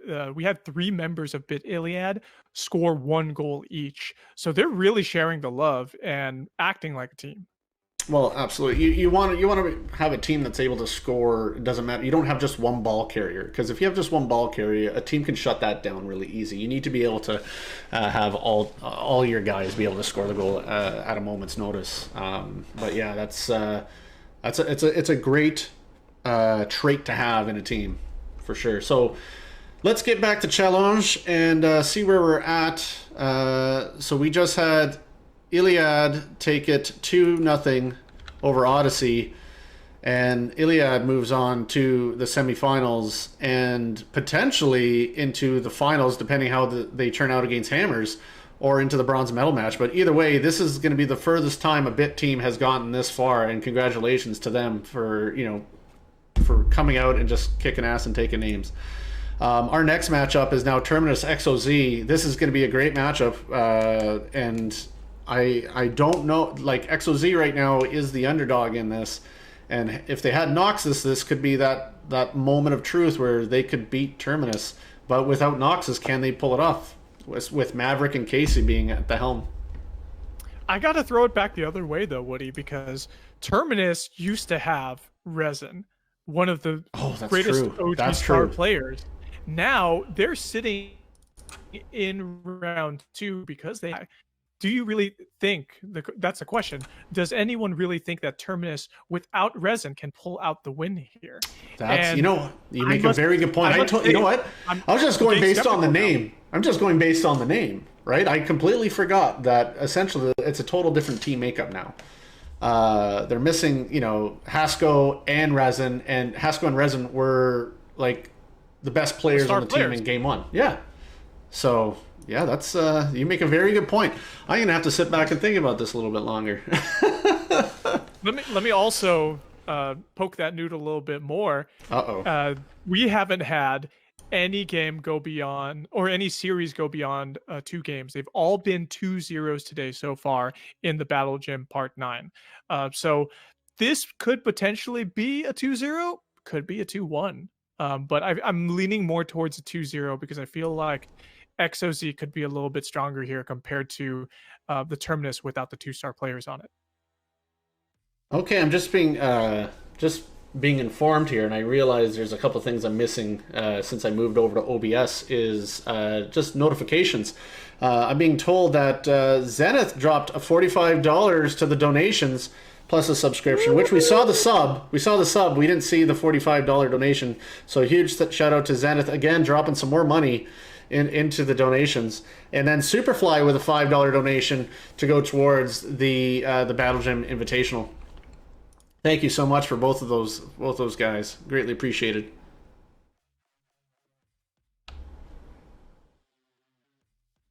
Yeah, I gotta fix that. I fully forgot about those about the in-game notifications. Whoopsie.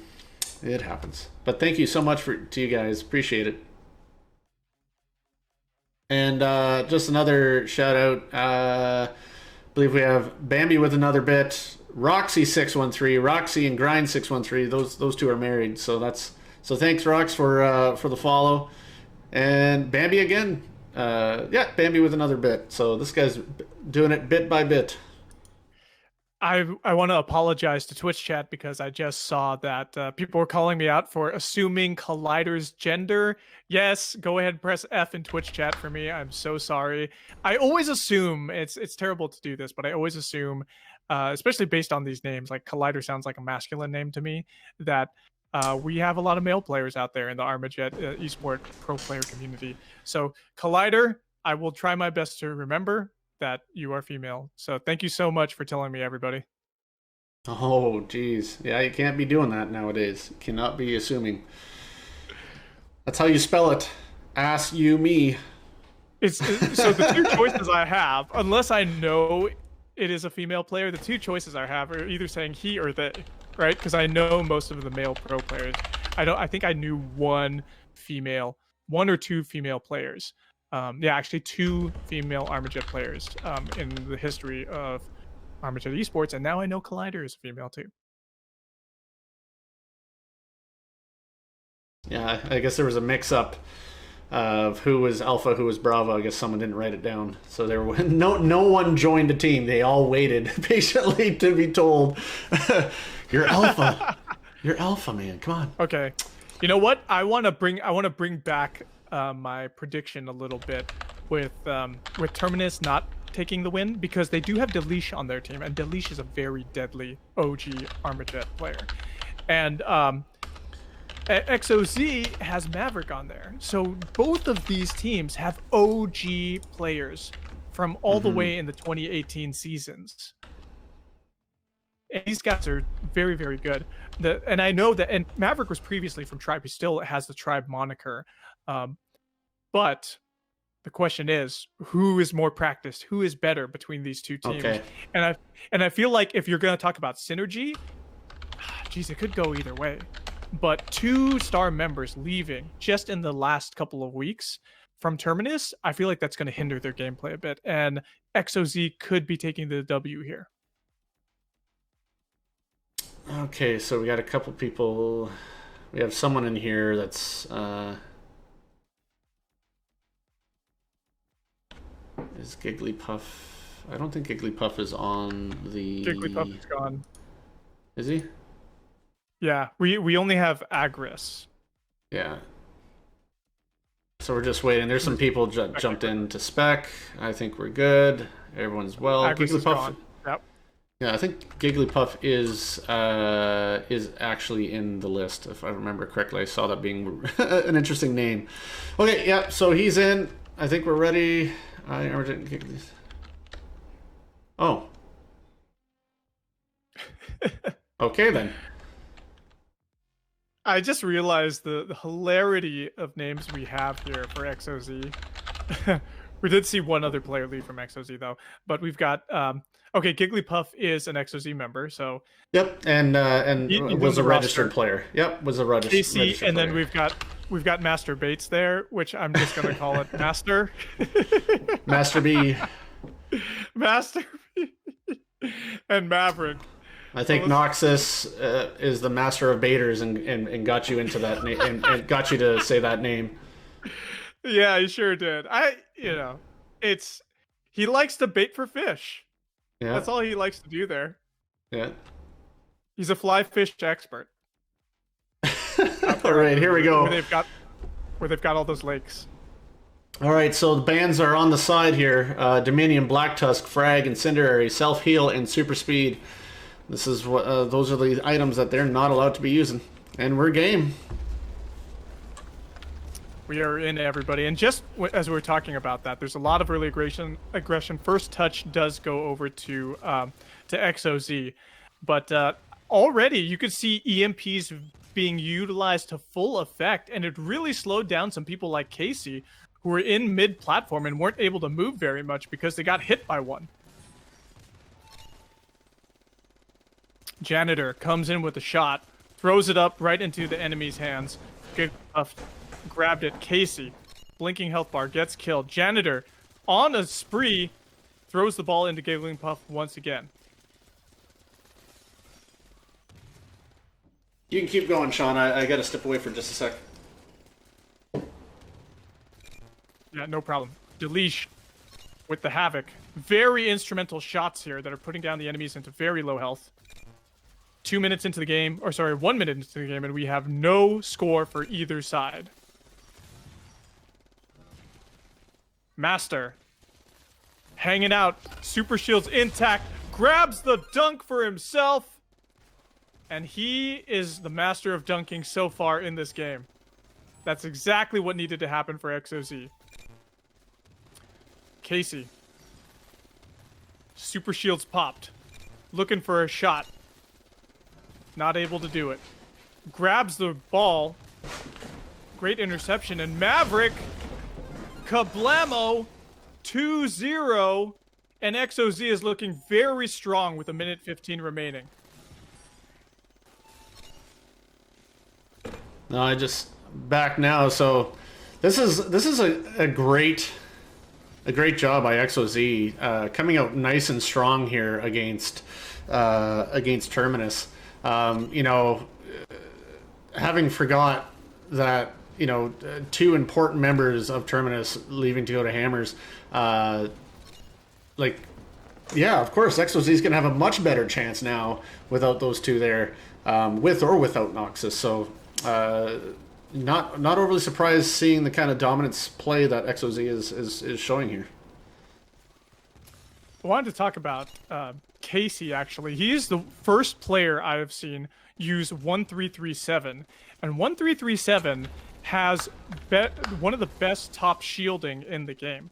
So synergistically, adding the shields along with the health pool and the super shields, that makes him excellent at surviving. Yeah, well, Casey is typically a ball carrier, and I think Leet is only is a 7 if I'm not mistaken. So he's not necessarily fast, but he's going to be able to drive it like a machine, which he literally is. So great job, actually. Speaking of Casey, scoring that last goal to take XOZ 3-0 in the first game in Moon against Terminus. Casey, Master, Maverick, all goal scorers in that last game for XOZ, and that pretty much solidifies just what we were talking about. We were talking about the synergy with the teams, who's played together longer, who's practiced longer, who scrimmed longer, and I feel like that's what they had. XOZ has got the magic touch. They've got the stuff, and going up against Terminus, despite Delish being a fantastic OG player, they weren't able to. We did see XOZ get the win, and it ended up being 0 for Terminus in that first match. Absolutely, and I believe it was Giggly and Master both with 14 kills apiece in that. So they obviously, allowed for the mass suppressed fire so that we can get those goals scored. So, great job with those two. Curious to know where these people come from. I think Giggly Puff is actually Linda. I think I kind of figured that out. But who's Master B? Who indeed? Thinking emoji.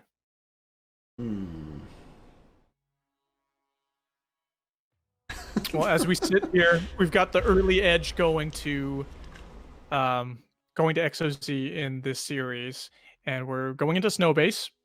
We are still in the best of 3 for these games, so they could win this one, and they could take it going into the next round. Yeah, absolutely. I think it's really exciting to see XOZ coming out as hard as they are too. Again, you've seen them around for a very, very long time. They've been a part of this community for a long, long time. And you know what? I think this is probably the best XOZ I've seen so far ever put together. So, they obviously are working hard for the money and want to see this, get paid to play Armajet, which is going to be nice. Again, we have 1,285 reasons why you should be practicing and pulling out all the stops right now.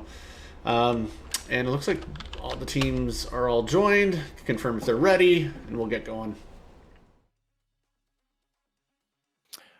I wanted to also, talk about how instrumental EMP is as a secondary. I'm seeing at least 3 players in this match rock the EMP, and it is so good at slowing down the enemy, annihilating all the jetpack fuel so you can't move, destroying shields, of course, taking out any drones or sentries that are being dropped. This game, we're not seeing so many drones and sentries, but we're here, game number 2. Boom. And we've got XOZ on the Bravo and Terminus on the Alpha side. Terminus has the back foot. They've got to be able to push back here versus XOZ. Those deadly pandas. Pontiki with a great steal from Delish, getting that ball and keeping the goal out of their zone. Keeping the ball out of the zone, rather. And we have a restart at 2:30.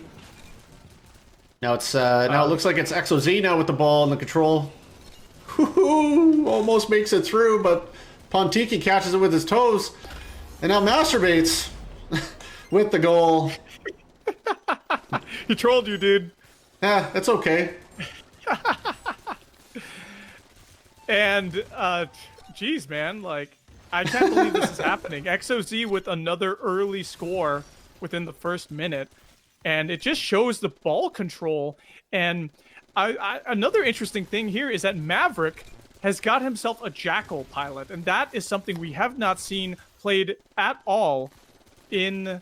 I think this is the first time that I've called out a Jackal being played in game during the battle gym, and the only thing that Jackal has going for him is he's got the most fuel. Him and Kruger have the most fuel. But the thing is, the question is his survivability. Just right there, he wasn't able to get to the goal on time. Oh, wow. Agris with another great attempt, but getting murdered by that Typhoon. Or not Typhoon. What was that? Was that a Typhoon? Looked like a Typhoon. Agris being one of my top guys, top 20 players in Armajet right now. Trying to pull out the stops here, but was unable to do so. Master B now taking it top, throws it just over Pontiki, but Janitor comes in from behind and saves it before a second goal was to go in. It was almost there. Did see the ball respawn, killing 2 members of XOZ. Janitor looking for early control. Grabs it for himself, but he got lit up. Delish pops his super shields. Is out of fuel potentially. Drops the ball over to Agris. Agris very healthy on the shields, but not on life. Bambi gets lit up.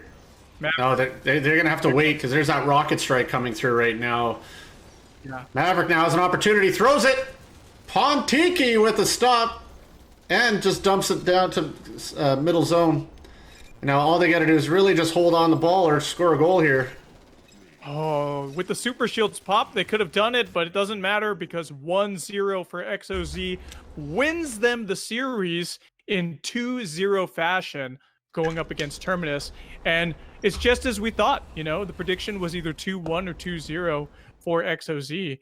And XOZ ended up getting the W. Yeah, no, 100%. And congratulations to XOZ. This is XOZ's first time making it past the second round. And this is an exciting time for them because, again, these points are super important right now. 100% important. So they've solidified themselves getting into the battle gym, into the invitational, that is. They needed those points, and they just solidified that. That's amazing. So let's mark this sitting down at and number 7. Yeah, they. And while you take care of that, go for it. they're sitting at number 7, 35 as of last time's tournament, 35.2 points. So they're solidifying themselves for sure, and they could only go up from here. They could perform well in the semifinals. They could get themselves. Who knows? We could see XOZ get themselves to the finals and maybe pull out the W, a surprise win. Yeah, absolutely. So, yeah, one of the biggest things right now is Blevy is not in here from the second round, which is a huge blow to Blevy. Not that I feel like it's going to affect them too much in regards to the points, but we'll find out soon, hopefully, and go from there. But hey, we have our top 4 teams right now, ladies and gentlemen, and just gonna go back to it. We have Hammers Esports versus Bit Iliad, XOZ versus the Sweaty Synergy Phenoms.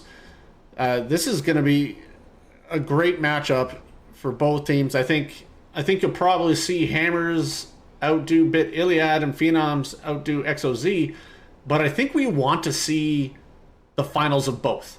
I think that's where it's gonna get, like, you're gonna see some amazing gameplay in the grand finals here, as well as for third place. You're going to really see some amazing play, and I'm really excited for that. But either way, we got to get through the semifinals before we see that, and it'll be interesting to see how Bit Iliad plays against Hammers, because I don't think they've ever matched before, ever. So neither team knows each other. Yeah, so my prediction is I feel like this is going to be a very difficult matchup for Bit Iliad. just for that reason, because they don't have the experience going up against Hammers. And with XOZ versus Phenoms, it's a question mark for me whether they've encountered each other before. But I think they may have, because I haven't been here for over half of the Battle Gym tournaments. But it's Phenoms are just so strong. So I think this is going to end up being a finals where we see Hammers Esports and Phenoms again. Yeah, absolutely. So let's go take a break and come right back to it. Guys, enjoy the invitational promotion. We'll be right back.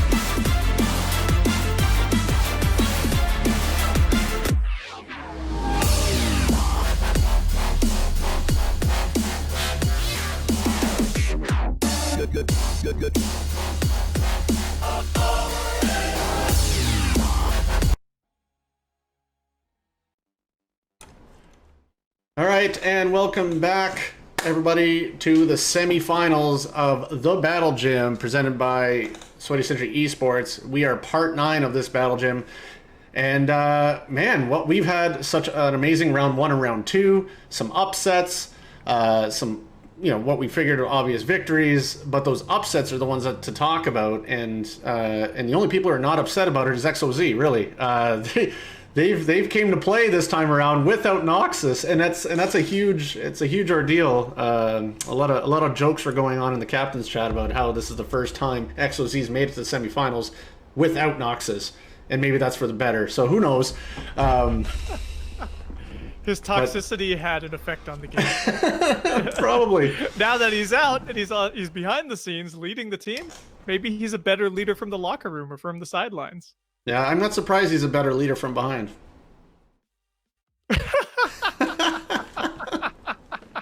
Well, you totally trolled him with that one. Drop some Krieggasms in chat. Yeah, there you go. So we're gonna get started with our first matchup. No, I can't join your squad, man. I'm not playing right now. I'm hosting stuff. We're going to get started with the Hammers and Bit Iliad. Both of these teams are playing out of the EU server, so there's going to be no server advantage in this matchup whatsoever. But we are going to be playing, if we have to go to game 4 or 5, Magma, then Canyon. So that should be a very interesting turn of events when it gets to there. So we are out of Europe. We're playing out of Moon, Battle Ball. All right, making sure everything is set and ready to go. So what do you think? Does Bit Iliad, as fresh and new as they are, do they have the ability to put a dent into Hammers and possibly win this? It's fascinating that you say that because, we obviously had Bit Odyssey playing before Bit Iliad, I believe. Like, Bit Odyssey has been around for like one tournament or so longer. They had some good synergy this weekend. They were able to 2-0 Icons come in and 2-0 their sister team as well. And I don't know about Hammers though. Hammers is a different monster that's like leagues above what the other teams are. So I feel like it's going to be very difficult for Bit Iliad to pull out the win here.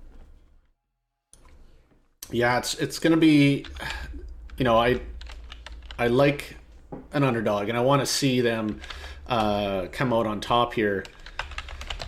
And nothing against Hammers by any means. Hammers did upgrade their team. Without a doubt, they did upgrade their team. So who's going to be playing that first round, do you think? Is it going to be Resin and Hasko? Or are they going to mix and you can have like Inspiral and Resin, or you can have a mixture of those two. You know, Elsif and Lucas are going to be playing. That's 100%. But you know, I'd be curious to see if they're going to try to mix those guys up at all. I think what they like to do, and we're judging by the last game we saw them do in round 2 today, was they start off strong and they kind of feel the enemy team out doing that. That's what they did with Blevy. Then in game 2, they felt like, oh, we can easily bring in our other dudes, our new guys here, and then that's where they brought in, or not even the new guys actually. They brought in some of the older OG people who were not necessarily as aggressive as Resin and Hasko, and they were still able to get a solid win. Oh, just noticing here that Bambi has just donated $4.44. Woot woot! Thank you, Bambi. Yeah, what does that put us? At $1,289.44. Ah, Someone almost is to excited. 1,300. Almost. We're almost at the $1,300 mark. We'd be that much closer if someone donated, 56 cents. Man, I love it. All right, so we're just both teams are in. Oh, a sec here. Ready? Okay. We were just talking about Jackal not being played very often, but we do see here on Bravo's side for wait, is it Bravo side? Actually, I think no, it's Resin. Actually, he's on Alpha side, and that's with Hammers. He's running Jackal. So Jackal, Pilot, and Kruger have the best fuel economy in the game with 120. Mm-hmm. Jackal is faster than Kruger too, so he's got the speed and the fuel economy going for him for an advantage. The only thing is the base HP is at 100 and the shields is at 35, and that's the lowest shields you can get in the game. So what he's really banking on is going fast and burning the fuel to the best he can. And we're off game number 1, Hammers versus Bit Iliad. And already we've got fireworks. Incendiary grenades are popped in bot. First touch goes to Bravo side, to Bit Iliad. And they're really fighting to keep ball control. Absolutely. This is, again, this is their first game against Hammers, and they don't really know what to expect other than what they've seen in video. They know Hammers plays both of that side of aggressor, but also as a massive defensive unit as well. So but you're looking at the aggressor Hammers right now. We haven't even left Bit Iliad's side yet. Hasko looking for a pass, but he throws it over to Able to Hate, to the enemy team. Able to Hate, looking for a shot maybe to get it away from their side, and no Resin good. With an easy toss. Yeah, that was just too easy for Resin, and now Hammers Esports is up 1-0.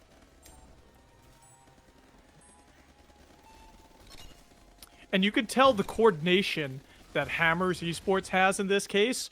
They just pincer attack wherever they see fit. Oh, great toss. Let's see what happens here. Oh, with the bounce! Oh! Great goal by Hasko.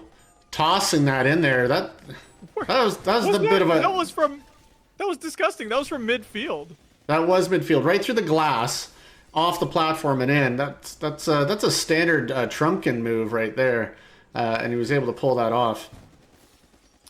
And now with the comfort level of 1 minute remaining, 2-0 so far, Hammers Esports is just sitting back and waiting for the ball to respawn to burn out the time.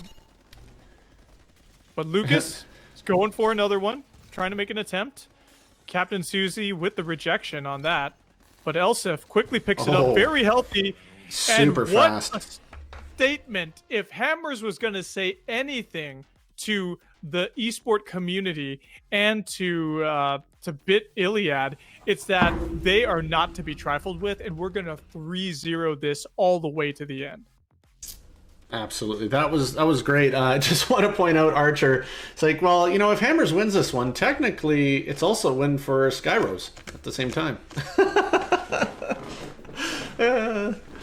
Well, I guess you're not wrong. Some old Skyrose members in there, absolutely. So there we have it, guys. We have a one game in the bag for semifinals. Hammers takes the win over Bit Iliad, a 3-0 victory. Didn't really seem too contested. Bit Iliad really looked like they were on their heels the entire time, and so Hammers may just either come out of the gates and just try to close this off. Can't close it off quite yet, but at least get that 2-0 victory in Snowbase, or you might see them hold back and just kind of sit on their heels and see what Bit Iliad is about when it comes to offensive power. They may try to test them out on that, but Moon, I didn't see any testing of anything offensive wise from Bit Iliad. Bit Iliad could barely get into Hammer's base. Each time in their zone, they just destroyed whoever got in there. But if you look on the opposite side, you look at Bit Iliad's base, Hammers invading over and over again. Early game, you saw the pressure in bot lane when one of the members from Bit Iliad had ball control. They were trying to go through bot lane on their side. 3 members of Hammers came in from different angles in different lanes and just destroyed and maintained ball control. And that's how they were able to score over and over again.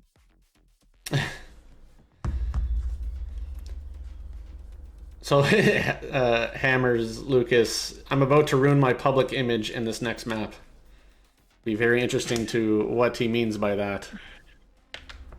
I like how we've got the immediate feedback from the pro players here. Yeah, exactly. I like the fact that you guys have enough bandwidth. Well, obviously this game doesn't take too much bandwidth, but but enough bandwidth to one, stream it, and play it. Thank you. This is what's that? Draxon's calling him out. He's like, "Are you going to be playing Venom? What's going on here?" Venom's not bad. He could play it. Absolutely. You know what's interesting? I played earlier this week, and I can't try to remember who had it. They were playing Venom, and it was quite OP. It was unreal. You just controlled the map and the lanes with the Venom, and it was actually quite annoying to play against. I was actually quite surprised by that. So I think in the right hands, that gun is still viable in a battle ball match. So, okay. Oh, so yeah, we got... it's still viable. The only thing is that it's such a defensive weapon because you can't run the ball with that thing. It's so heavy compared to the other weapons in the game. But you can control the ball spawn area in some of the lanes. Absolutely. So just as we get going, Wild, thanks for the follow, and Sam Dirch, thank you for the follow. We're 5 follows away from hitting the 200 mark, so please do.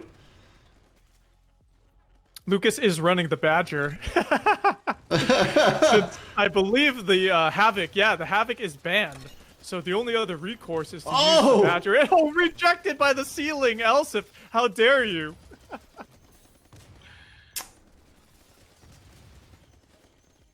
That's some funny stuff right there. Dragon Fire. It's got ball control, not able to make it past the platform, though. Gawk, could you make it? No. Reason rejects it. Getting rejected from the platform like that is you trying to go for a dunk and the rim said, no thank you. And that's the thing with Hammers is we have such high expectations for them, and for them to do a misplay like that is kind of unheard of here on the Battle Gym. At least Elsif was able to laugh it off and move on with his life. makes for good memes. Well, we still have got 1 minute 50 seconds remaining. Gawk. Gawk just was a little bit of his own misplay. Oh yeah. Elsif looking for ball control now. He's not healthy, but he was able to take it away from able to hate after giving it to him. And now Elsif got a little bit of a zoom right there. Tried to make the shot, but there were 3 defenders from Bit Iliad able to stop it from happening. Dragonfire takes the ball away from Elsif after that missed shot. Dragonfire Oh, that's About not a good half idea. health. Oh my No, goodness. Elsif is back What in a full bad, force. bad decision. First Bad, bad goal of the decision. game. Yeah, that was a huge falter on Dragonfire. There was no reason for him to back up towards his net, and it was, I believe, it was like 2 shots, and that was night for him, allowing that open net dunk. You know, it's the hesitation that can really force you to make misplays, and doing something like that leads to another score from Hasko, and that guy's on a killing spree too. But I can understand the hesitation, and he was thinking, should I go back and grab that health pack, or should I continue moving forward? And the hesitation is what caused Elsif to get that first goal. Oh, Hasko with a long toss as to try to get his team to wipe out Bit Iliad, but doesn't quite work out. Lucas now picks up the ball after Goku. It's probably Goku. Oh yeah, Goku. I like that better. Goku. Like Goku. Well, it's probably Goku. Either way, it's probably Goku, but either way, Hammers gets himself the win in that one. And with a 3-0? Yeah, it was another 3-0 victory good lord. Benji Bits comments that the server advantage here is quite clear. Yeah, it's quite clear with both teams running EU that this is quite clear. Too funny. All right, next matchup is the first time. This is the first time that we've gone into game 3. After passing through 2 rounds. Every game so far has gone 2 rounds. This is the first time. It's obviously best of 5. We're going to District. Everyone's favorite map, District. Oh yeah, the highest map on the game. You fly the highest map on the game, and you won't be able to see the enemy come down. And if you're very well versed in playing District, if it's your favorite map, you could really get some major plays in. If you're not too experienced in playing it, the enemy will come crashing right down on you, swoop in like a hawk, and get some crazy goals. Absolutely. I don't know. I like this map. I think a lot, from my understanding, this map is the new Canyon. When Canyon came out, everyone complained about it. It's lopsided, this, that, and the other thing. But you know what? Here we are with this brand new map. People hate it because it's just so tall, but it's symmetrical. You can't complain about the sides being incorrect. Actually, sorry, it's not symmetrical where the goals are. Those are a bit different. But for the most part, it's symmetrical, the actual majority of the play area. So, I think people just need to practice this more. Obviously, it's going to be a map chosen by a team, or in this case, in the TBG, a common map that will be played. To be honest, this is one of the largest maps in the game, and you can throw the ball. We've talked about this so many times, but you can throw the battle ball, and before it touches a platform or hits the ground, it can start counting down again.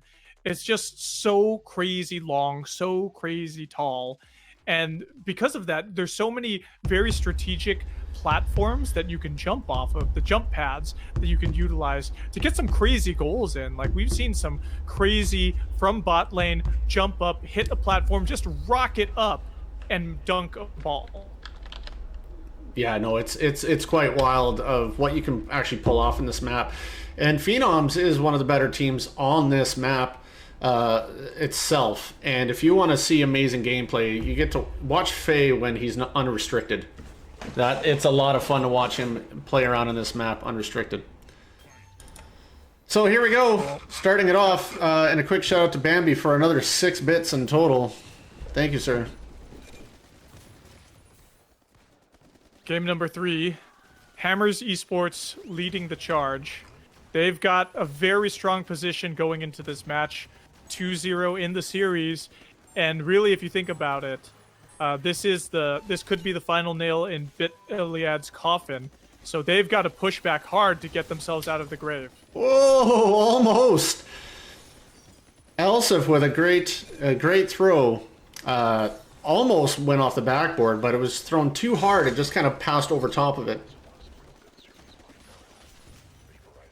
Well, Hasko's got ball control now after an attempt from Bit Iliad to get a goal, which went pretty wide. And it was, that one was way too low. from Hasco.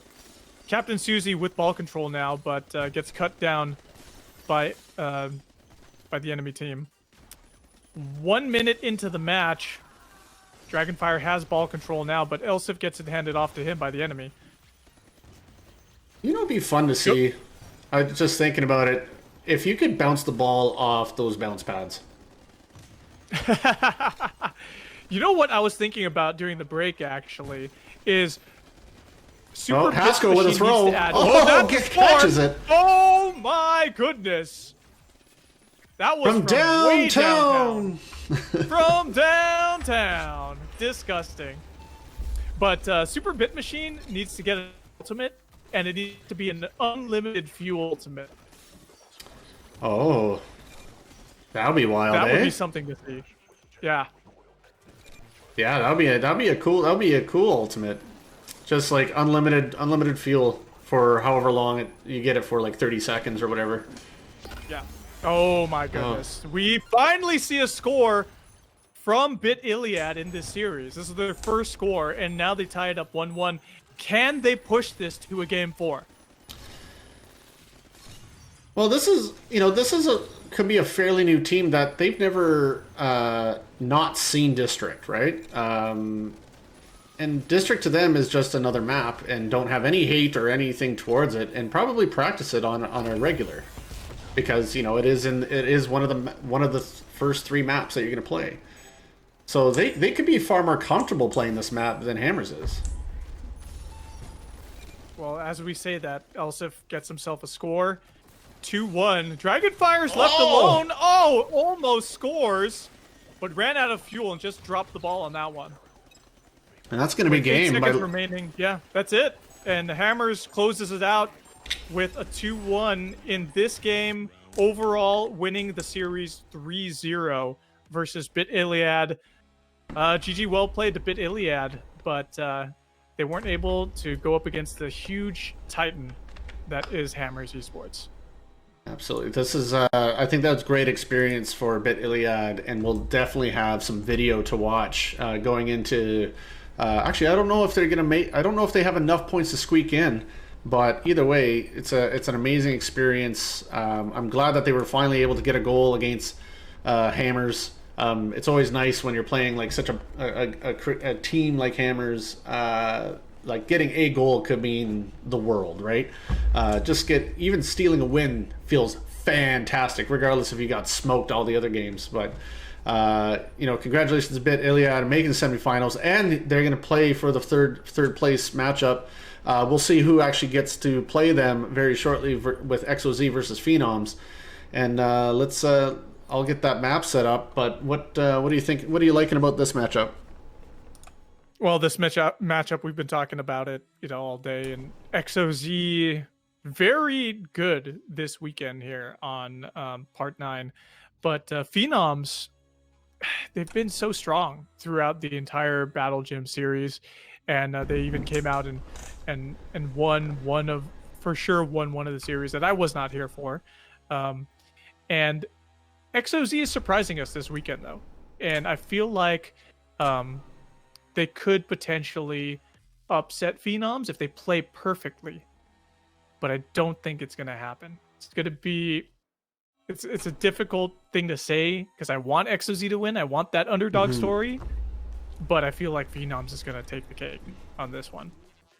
Yeah, if XOZ pulls out the win like Terminus did 2 weeks ago, I don't know. Like Noxus will lose his mind. First of all, he will get banned again just because he's going to troll the crap out of Night Raid and company. So didn't he also get banned by not banned but blocked by the Armajet Twitter account? Something like that happened. I don't know if he's likely blocked from the Twitter account 100%. I wouldn't be surprised, but definitely from the Discord. I know that for a fact. So, all right, Phenoms, if you're listening, XOZ, if you're listening, time to join in. Who's running it right now for XOZ? Oh, it's still Noxus, but yeah.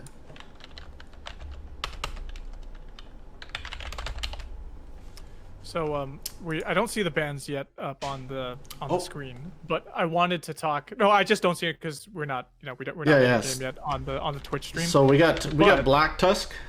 Yeah. Yeah, so we got Black Tusk, we've got Dominion, we've got the Incendiary, we got the Frag, we have Self Heal, and Super Speed. And what's interesting about this matchup too is you don't normally see the guy who plays Dominion ban the Dominion against himself. Right? That was just kind of silly.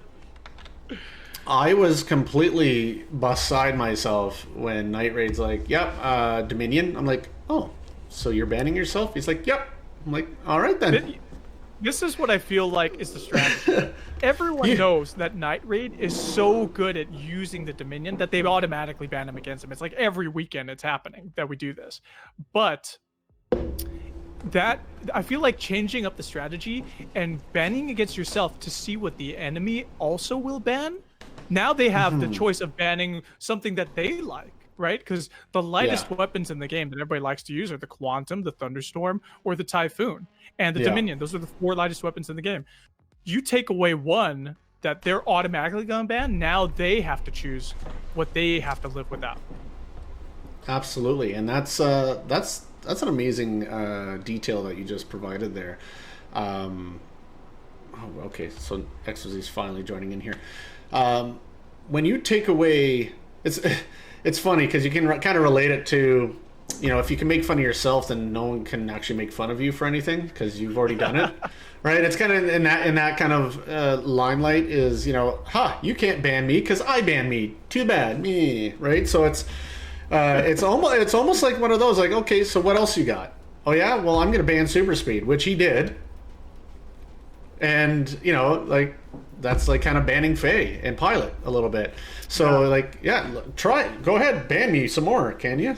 It's funny. Night Raid says I can only ban myself. You can't ban me, I ban me. That's hilarious. Good stuff, all right. For sure. So we actually don't have Night Raid actually playing in this matchup. We have Dracosan that's jumped in here playing with Faye, Aimless Andy, and Pilot. So this is one of the first times I've seen Night Raid not actually play in this, and it'll be great to see what Dracosan has to offer here. So it essentially makes that ban on the Dominion useless because he was the #1 player for Phenoms that was known for using the Dominion. Yeah. Now I want to talk about the highest scoring player for the Phenoms, and that is Faye. If there's anybody that needs to be shut down for the Phenoms, it has to be Faye. And that's what XOZ needs to target right now. Yeah, absolutely. Well, Dracosan is an incredible ball carrier as well. He doesn't go by Dunko-san for no reason. So it'd be interesting too. And out of all of them, like 3 out of the 4 of these Phenom guys are ball carriers. Andy's really the only one that kind of like just murders everybody, and the others tend to do all the rest of the work. So we'll see how this the swap out with Night Raid to Dracosan really does for their synergy, and how this will work out. I want to talk about a little funny troll thing that just happened in bot lane like 30 seconds ago. Casey dropped a prox mine, and it ended up killing him and the enemy. Both in bot. It's like, I missed how that. often does that happen? It's almost like throwing a sticky grenade and getting killed by the guy who you stuck. It's so funny. It was almost like a suicide bomber approach to that kill. But Faye, they've been shutting down Faye pretty much so far. Very low on health, trying to move the ball forward. Maverick with the rejection onto Faye there. Popped his super shields, but Aimless Andy's drone is kind of hovering around, providing some protection. Maverick gets the shot off and puts them up 1-0. What a great underhanded toss that was to take the lead here. XOZ is obviously not going very quiet. and wants to prove why they should be contenders for the Invitational. Yeah, they're not going quiet at all, and they're the first ones to draw blood here, and the first ones to score in this map. This is looking really good for them, but they've just got to be careful, and they've got to keep shutting down the members of Phenoms that are coming in. Faye is that one. He's got super shields activated. Oh, He's there it is. There it is. Oh! Tosses it, drops it, Woo! but they still make it. There were just too many members available. Faye's credited for that goal, although Pilot basically and Faye were holding hands the entire time scoring that one. They were in sync, dropping down to try to dunk that ball. It was very cute. Carry me to victory, Faye. Hold my hand. We got this. Now I'm just imagining the pilots holding hands with their shields on, like la la la la la. Well, it's some beautiful greenery on the moon base here, so it's a nice walk in the park. It's a nice walk in the park.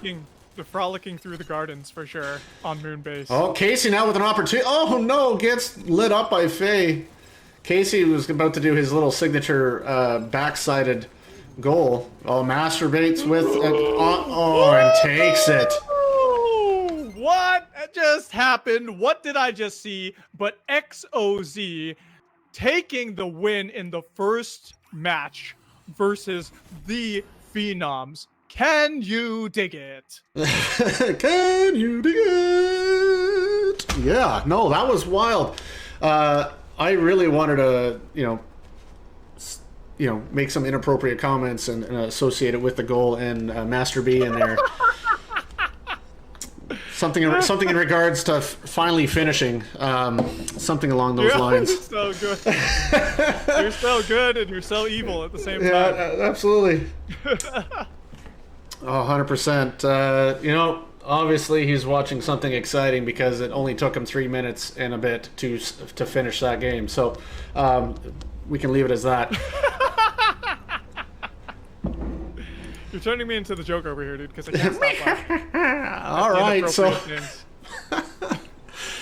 Well, XOZ takes... So that's a huge ordeal. XOZ takes the first game in this matchup. Are we to see Night Raid come back in? Or are they going to continue with the current squad that they got running right now? They also have Seeker in the lineup too. Seeker could possibly jump into this game as well. That could be thrown in the mix too. We just don't know. So it should be very interesting to see what happens in the next matchup in Snowbase. We are going to go to EU for this one. And yeah, should be interesting to see. Talking about the bans again, that's very interesting. I mean, it's kind of obvious like what the bans were. Like I think we may have talked about this earlier, but the super speed ban clearly on that ultimate clearly targeted at Faye because he's just such a fast player. Getting in there and something like Snowbase being able to score through mid lane very easily. But is it self-heal? It's self-heal, right? That's banned here? Yeah, so we have self-heal and super speed for the ultimates. Yeah. So the self-heal and super speed were both... self-heal and super shields were both banned in the previous series with the other teams. So it's interesting to see kind of like a little bit more of a balance instead of like both the sustain-y ultimates being banned. You see one thing that's more utility, like fast scoring banned, and then you see the self-heal being banned here. Overall, I feel like self-heal in a way is kind of a little bit better, and that's why they banned it, because you could self-heal up to 100% over and over again. But with the super shields, you can get those shattered and they're not coming back. Yeah, Big difference between the two ultimates. Exactly. Just want to throw a quick shout out to Delish for throwing a $5.56 donation, rounding it back up to $1,295. Whew. Thank you very much, sir. Thank you. That is fabulous. $5 more to get the $1,300 prize pool. Can we meet that? Can we get to $1,300 by the end of this stream? I don't know. That's up to you guys. Let's see it, ladies and gentlemen. Let's bring this up to 13, if not more. Come on, let's make it 15. Let's triple the prize, the top prize pool for an Armajet Esports tournament. Huh? Maybe? Yes? No? Let's do it. I'm down. Let's do it, everybody. All right, so we are still waiting on XOZ to recongregate back in the server. They might be high-fiving and handshaking and popping the champagne bottles already. There's so many euphemisms in there, man. Absolutely. Especially with Master B in the group. You just never know. Alright, so we got everyone back in there. Casey has been removed. We have Agris, Maverick, Master B, and Gigglypuff for XOZ. Let's see if they're ready to go here and get started. Yes, Maverick's sir. holding on to Havoc, which is he was well known for. I feel like a lot of Tribe players are really well known for using the Havoc back in the day. You have to be very comfortable on that weapon to be able to play it as a support, essentially, in Battle Ball. 3, 2, 1, fight. And here we are, game number 2. XOZ has got the early edge in this series, going up against the Sweaty Synergy Phenoms. Can the Phenoms do anything about this? Wow. Master Base floats right in there and gets the first goal within 15 seconds. Wow, I really saw a misstep by Draco-san there. He overextended himself in XOZ's zone, which left him kind of like trailing behind Master Bates and everyone else in XOZ to score that goal. Draco-san makes up for his mistakes and scores that goal, tying it to 1-1. But yeah, that first goal, that was a massive mistake by Draco-san by overextending himself. They answered back for sure. Draco-san and, again, deep in the other zone. Master was very healthy, but when a 3-on-1 situation, add Aimless Andy's drone in there, and there was no way he was getting out of mid. Draco-san, ball control once again. Very healthy. Throwing the ball. It was a rejection, but he's still alive. Master grabs that ball for himself now. Gets hit by an EMP, can't move anywhere. Aimless Andy hands the ball over to Agris. Agris pops the super shield. Looking for a score, can't do it. Pilot N8PZWN got hit by an EMP as well. Couldn't do anything with it. He should have been able to get in the bot lane and make a score, maybe. Yeah, I don't think we could really say Master B and then play ball games in the same sentence. Like, I'm losing it here. I'm losing it off camera. My inner 12-year-old's just going crazy right now. Man, I don't think I was making jokes about that kind of stuff. Oh my goodness! It almost went in after that death. That was so close. 50 seconds remain. We could push Oh, this game. Master OT, B. oh my goodness! Master B, where did you come from? What are you doing here? You're just lighting up this game. You're making us entertained, and you're scoring over and over again. Draco-san wants to answer back, and it's a good one. 2-2. He has had enough of this. He is fed up with XOZ, and he wants to make it happen. He wants to push this for sure going on in the series. Hey, Dad. Absolutely. Hey, Dad. Agris looking for bot lane push. Heals up a little bit, but gets hit by an EMP. Can't go too much further. Faye, super shields pop. Fast Faye, can you do it? Can you make it? No, Gigglypuff interrupts. OT, we're going into OT, everybody. Wow. Unreal. This is if you ever ask yourself, would you ever see Phenoms being taken to this extent and pushed around like this by XOZ, by that team in particular? You're kidding yourself. But Pilot was able to float that in overtime and sealing the deal with a 3-2 victory over XOZ, splitting the difference now. Unreal. Yeah, this has been a crazy series, and I'm talking like answering back and forth to each other's goals. And finally, with OT in that round 2, Pilot got it. But Dracasan answered Master's goals over and over again. And the only misplay that XOZ had, I feel like they could have had it. They could have won that match. The only misplay was right at the end in OT. Pilot went in there, they destroyed everybody in mid, and there was no defense at the goal. And that led to Pilot and the rest of his team pushing to get them the win. Yeah, it's an interesting matchup because, like, XOZ's pulling off some things that you're not usually seeing, like with the standard crew without Noxus. I'm curious because if maybe this is Noxus hiding underneath Master B, it's be interesting because I was just kind of keeping an eye on chat, and Noxus did not say one word during that game, but now he is after he chimes in after the fact. Not me. Yeah. You ain't risking no permaban, I'll tell you what. Yeah. I don't know. There's going to be a lot of speculation of whether or not it's actually him or not, but we'll see. A lot of we'll thinking see. emojis for sure. I'm not accusing anybody. I'm just throwing it out there as a possibility. Anything's a possibility. I'm not saying it is him, but he was quiet during that matchup. Woody throwing the shade. I'm just saying. I can't prove it, but also, I can't not prove it either. So you're going with the argument where if you can't prove something and you can't disprove it, that it doesn't exist. You going with the scientific argument on this one? Yeah, absolutely.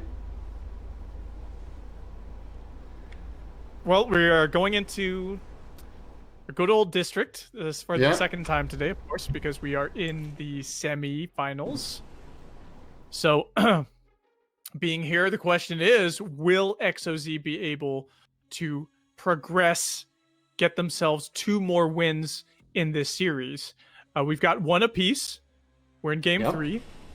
And if XOZ wins the next 2 back-to-back, they've got it in the bag. So they got to win this one. They've got to win the next one.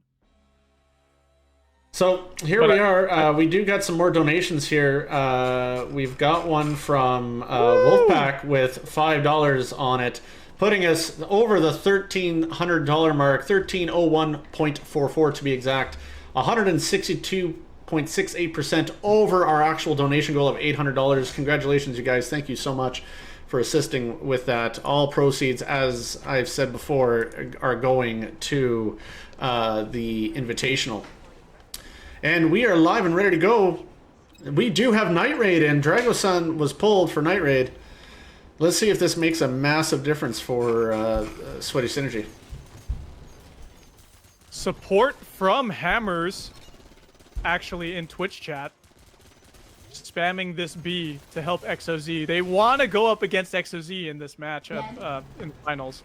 Faye with the shot from downtown. Explodes the ball, gets themselves the first goal within the first 30 seconds of the game. Casey with the grab. Master coming in, looking for a shot. He's all alone, gets it! What a shot off the backboard for him, and it's another answer from Master. Back-to-back goals within the first 45 seconds from both teams.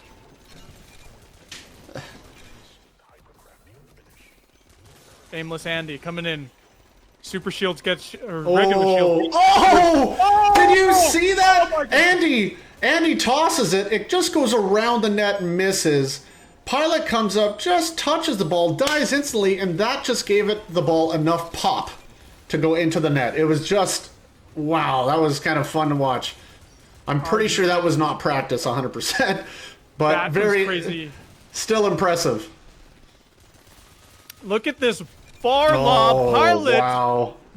there for the layup, and it's a complete shutout. Phenoms are sending a message back to XOZ. You're not getting this series, is what they're saying. No, absolutely. That was a phenomenal game for the Phenoms. That map is, if you can beat the Phenoms in that map, you're doing everything right. That's one map that they do practice a lot because no one does, and that's why everyone hates it, right? So good for them. Was that 3-1 victory over XOZ on this? So that puts them 2-1 right now, and they can finish XOZ off in this next match. But I don't think it's going to be easy. I don't think it's going to be easy. The next match we're going in is in Temple. Let's see here. Our first time going to Temple today. Yeah, absolutely. And going to EU for it. Series.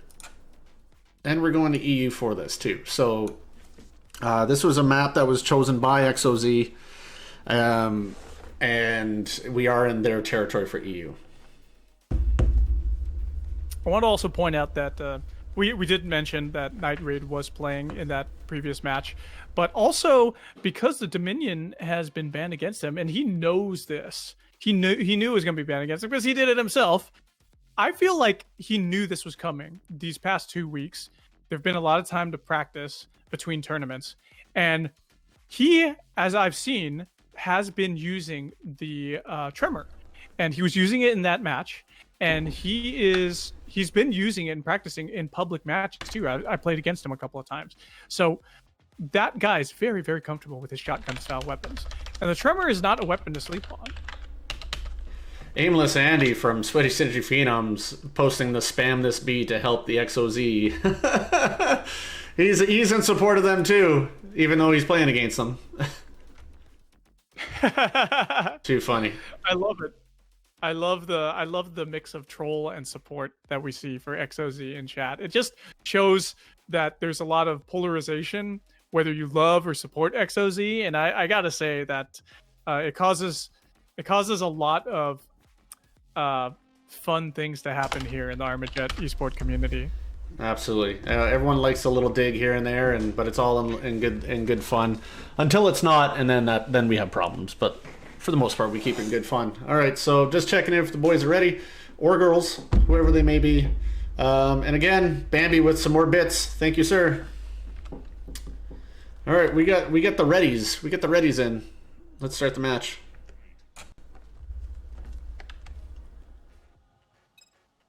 We have Draco-san in. Night Raid pulled himself out and threw Draco-san back in. Fascinating. Let's see if that makes a difference. But Faye coming in with the early ball control, not able to do much with it. But they're all alone now. Pilot gets the early score within the first 12 seconds. Yeah, Pilot coming in through the bottom portion of that temple map. Great maneuvering, great use of the boost. Amazing play. Pilot's one of those guys that not too many people talk about, but because you tend to talk about Faye a lot more, but Pilot and Faye almost share the same damn brain, and it's amazing to watch. Andy trying to go around that, but gets lit up by Master, and now he's going to try to take it over. That is such a difficult move to go around that vertical platform to try to boost around it, especially because a lot of the stats on Pilots have changed. But I feel like, to talk about Faye now, I feel like Faye has been shut down pretty effectively, but that's leading for a lot of other here players comes Casey. For Phenoms to step up their game. And there you go, Casey with the score, 1-1 XOZ versus the Phenoms. Yeah, where Faye ends up getting kind of screwed over is when he loses super speed. Faye is just an unbelievable mobile player. Ooh, that was so close. Unbelievable. Wasn't that close? That's so cool. Unbelievable mobile player. And super speed. Oh, nice try. He was, you know what? You gotta give him up to that play, because remember we talked about the death bounce with the ball? Oh yeah. Yes. He instead of trying to take the top portion of that net, he went underneath because he knew he was low in health and could possibly get the goal off of that death, off his own death. So, yeah, he super smart player. Oh, Draco's on! Oh! Solo Right over their carries. Solo carries from the spawn point up as the XOZ team was just respawning themselves. Great play by Draco-san. And you know what? That just shows how much that they've been annihilating via kills, taking out XOZ over and over again because they respawned with shields on. Oh yeah. And they're in the penalty box, and that gives valuable time for the members of Phenoms to progress and push in the map and get those pivotal movements in to make goals. Absolutely. They have 4 seconds here, and it doesn't look like they're going to do it. And Phenoms is going to put away XOZ with this. Great job by Phenoms for coming back. And I'm glad to see that they were able to do it with Draco-san in this matchup. You know, getting pulled for whatever reason isn't necessarily the most fun thing to do, but you know, I'm glad he was able to turn around and plus get a goal out of it too. Every single Phenom player was plus 10 or 12 kills in that. Every single one of them. Completely disgusting. That's exactly what we were talking about. You know, you kill the enemy over and over again. You're putting them in the box. They can't get out of it. That just gives the enemy opportunity to score. You know, and that 5 seconds that you're respawning could make the difference between the enemy getting into your goal or not. Absolutely. 42 kills were just in that game alone by Phenoms. Unreal. That was quite a killing that they put on. So let's update challenge right now. What was that? 2-1 victory. 2-1. So 3 games to 1. And this is going to bode well for XOZ. XOZ is now made it to the top 4. They're either going to come 3rd or 4th, depending how Bit Elad goes. The next matchup that we're going to have is against Bit Elad and XOZ after our break, and it's going to be great to see if they can actually get into 3rd place. This is the first time that they made it to the semifinals. This is the first time that they made it into a potential position into 3rd or better.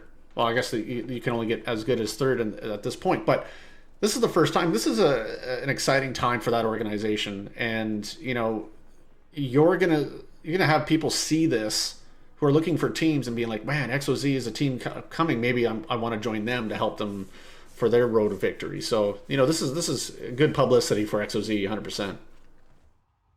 Oh yeah, I agree with you wholeheartedly, and it just really demonstrates actually that that we actually may need to see XOZ continue on with this roster because they've got a winning formula here.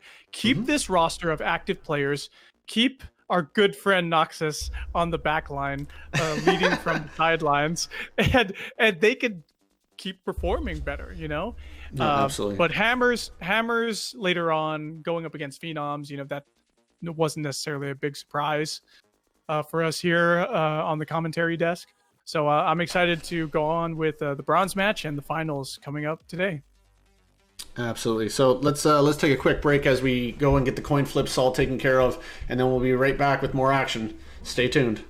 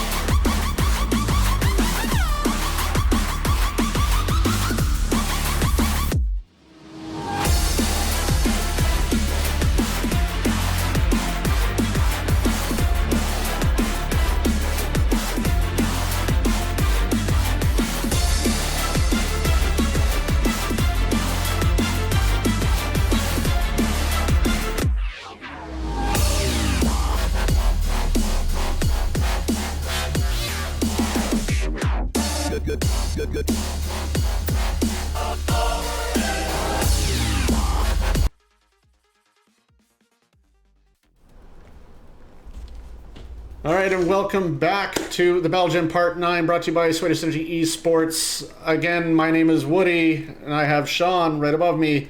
Sean Ostino, welcome to the finals. We've got 4 great teams ready to perform for you.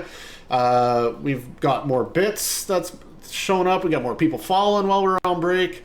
Let's just give a shout out to Irene for a follow, Opus Lupus with a follow, Bambi throwing some more bits our way. How many? 4, 8, 12 bits. And E-Ray with a follow as well. Thank you so much. We're 2 follows away from hitting our 200. Can we get 200? Let's go. Come on, let's do it. First match. Let's talk about it real quick. Bit Iliad versus XOZ. Who do you got on this? Well, I mean, hands down, I'm going to have to go with XOZ because I feel like those guys performed so well today. And it's all because, the only reason why is really, I feel like, Nox's leadership, you know? Like, I feel like we're kind of trolling on him by saying he's not there. But I feel like, you know, him being the captain and truly this guy has led XOZ to victory. You know, those toxic pandas are really making a name for themselves here on the battle gym this weekend. So I'm pretty excited about this. You know, not to say anything, it doesn't say anything bad about Bit Iliad, but I feel like seeing XOZ get this far out of their history in Armajet Esports, it's really quite an accomplishment for them. Absolutely. I think they have a huge opportunity right now to beat Iliad because they did have Phenom struggle for a couple of games, right? It wasn't an easy victory for Phenoms to just, you know, go in and beat XOZ. It was difficult, and for a team to make life difficult for Phenoms, it's interesting. And let's be real here too. Iliad did score a goal against Hammers too. They did lose in 3 games, but you know it wasn't exactly too quick. I don't know. I think XOZ has a much better chance at winning this one. And again, nothing against the Bit Iliad guys. I think they've done a phenomenal job with their organization and up and coming teams for Battle Ball and Armajet. Well, I agree with you completely. Yeah.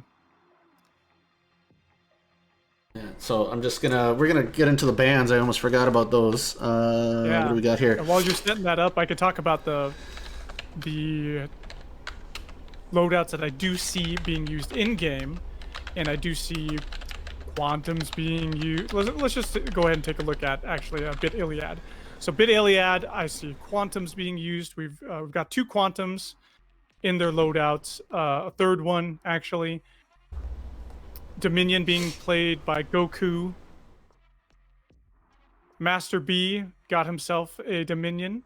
Havoc in tow for Maverick. And we also have a Long Claw for Casey. I don't think he'll be necessarily using that during actual gameplay. But who knows? You know, it's something you could use on the back line to cause disruption to the enemy team and take them down 75 hit points. Mm-hmm. Okay, I think they're all in. Let me just see if they're ready to go.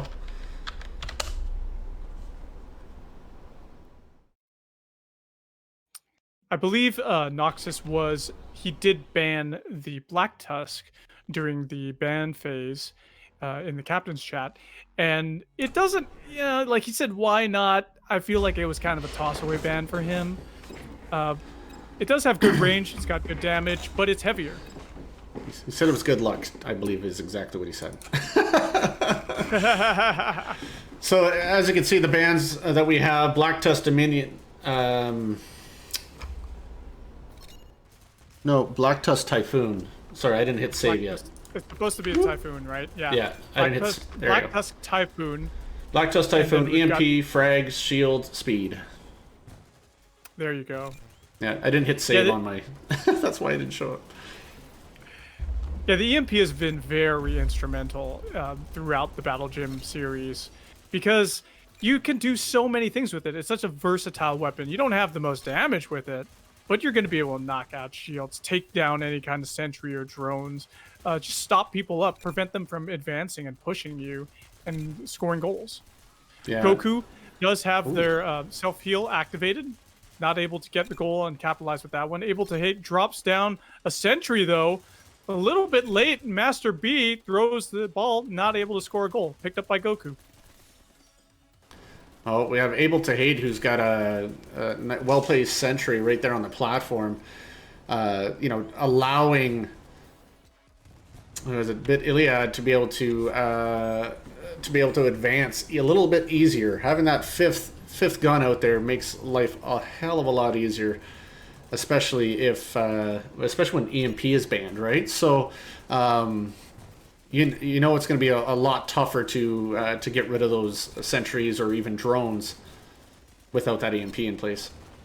It's funny because it's kind of like a game of like rock paper scissors when you do these bans, because then you can figure out what's a better loadout to have, especially when it comes to ultimates, and utilizing these drones or sentries to be able to position them really well to defend. Captain or Susie! to... Oh my goodness! First goal of the game goes to Bit Iliad, and here we were talking about XOZ winning. Dude, 50 seconds remaining. This is going to be a very tough position for XOZ to score a goal.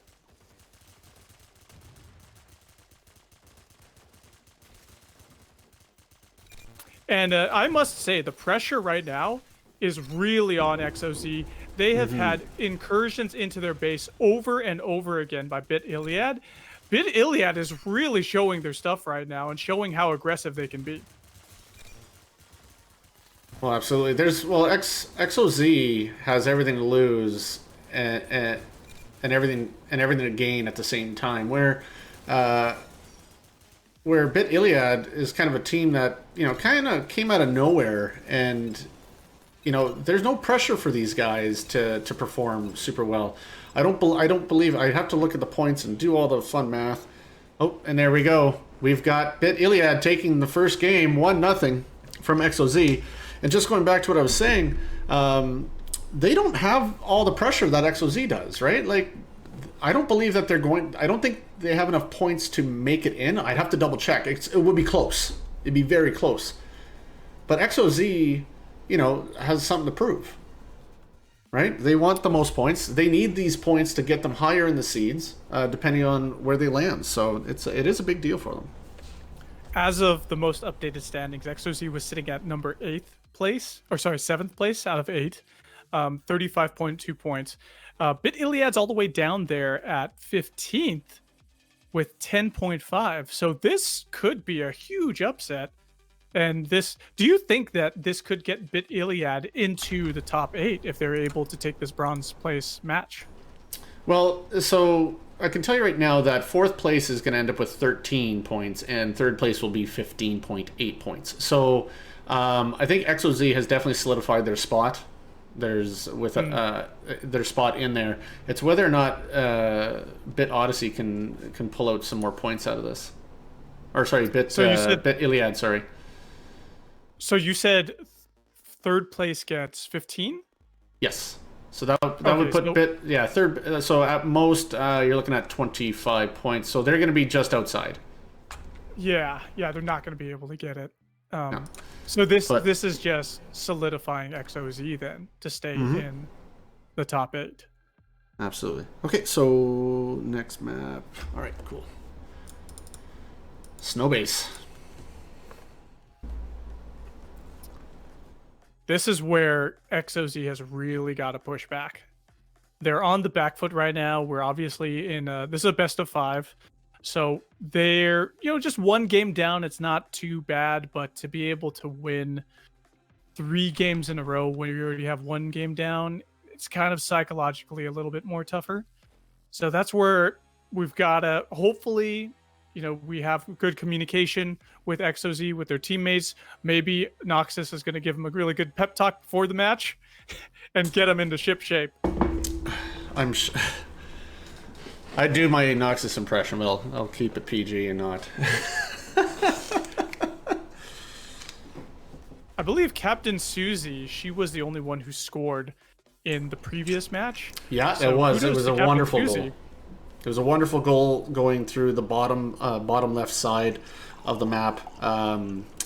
She was able to just she was not uncontested. She was by herself in there and was able to get her done real fast. All right, let's see. We're just waiting for XOZ to come in. I think they're. I think you're right. They're having a bit of a meeting. We're gonna have Maverick, Master B, Gigglypuff, and it looks like probably Casey. Yep, there's Casey. Jumping on board. And you know what they could be doing too is they could be reworking their loadouts to make sure they have exactly what they need, all the tools available to them to be able to pull out the W in this series, or at least in this match. Oh, indeed. I'm just. But let's since Captain Susie was kind of the star last match, let's go ahead and talk about Captain Susie's loadout. Anna pilot, which it's kind of the standard pilot, but a little bit better with the shielding. And get some speed behind her too. Yeah, she's got some speed behind her as well. Quantum in the loadouts too. And we do see the ball going into their side. Unfortunately, XOZ was not able to do not able to do very much with it. Goku has got control for now, acting as the ball carrier. Ooh, takes a lot of damage from that explosion in mid. Maverick was able to save the ball for XOZ. That looks like it's taking the bottom lane. Not getting able lit to up heal by by not able to hate. up. So it looks like we got four of the big guys all by themselves in the bottom left corner of the center part of the map. I guess having a little bit of a meeting, figuring out which way they're going to go. They kind of split 2 and 2, went 2 in bottom, 2 in mid, and scored that goal, which was really strange. They were able to successfully do that goal, and it's even despite some hesitation in mid, we saw them just push and look. Captain Susie again with another dunk. Oh my goodness! Like I feel like XOZ is just collapsing here, and we actually see 3 members of XOZ in the map. So looks like we're seeing somebody saying the game froze. Unfortunately, that's we didn't have anybody call the. When did we didn't have anybody call to halt the game or pause or anything, and we just continued on. What's the ruling on that one there? So it has to. That's really strange too. Looked like I got disconnected too at the same time. But the ruling on the field is that it has to be within the first 15 seconds. And for a pause to happen. Casey, hang on a sec. Do we have? Let me go mute real quick and see if I can talk to the referees at hand to see if they saw any glitching or if it was dropped within the first 15 seconds. So stand by. Sure.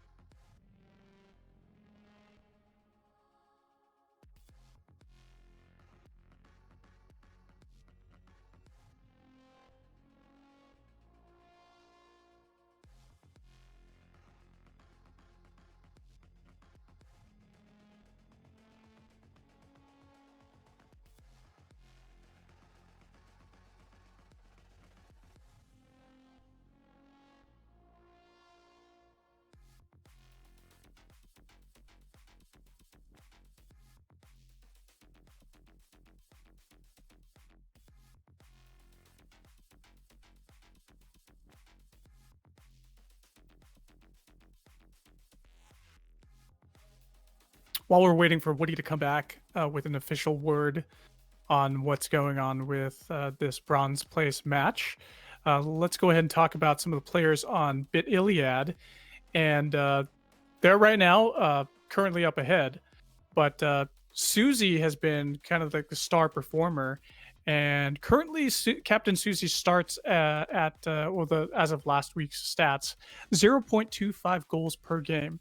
Able to Hate looking at 0.25 as well. Dragonfire 0 goals per game, but not looks like not perhaps playing as much as some of the other players. Schwain, another player from Bit Iliad, actually is at 1.00 goals per game with 4 goals scored in 4 particular games. So Bit Iliad actually hasn't had the opportunity to play as many games, and that's why we haven't seen them. That's why we haven't seen Dragonfire score as much. Woody, do we have an update on what is going on? At this point in time, I'm just getting a couple of screenshots.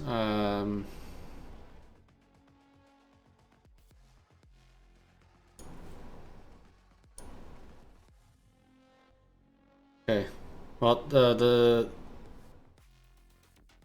game's going to stand as it is. There's not enough evidence to show that the player dropped before the 15-second mark. So we are going to consider that game good and done with Bit Iliad, I believe, taking that victory. Was that correct? Sounds like it to me. What was the final score on that? It was ended up being a 3-1, I believe. Was it 3-1 or 3-2? Or I mean 3-1 or 3-0. I can't recall if it was. Yeah. Which it was between those two, but it was for sure. It went to 3 goals for Bit Iliad, and this puts them up 2-0 in the series, and this is a best of 5. So That's all correct. they have to do is win. They just have to win the next match, and Bit Iliad is going to take bronze medal.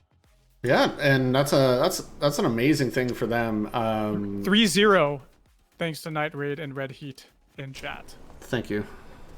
Yeah, I was too concerned about everything else that was going on to actually see what the score was. So thank you very much.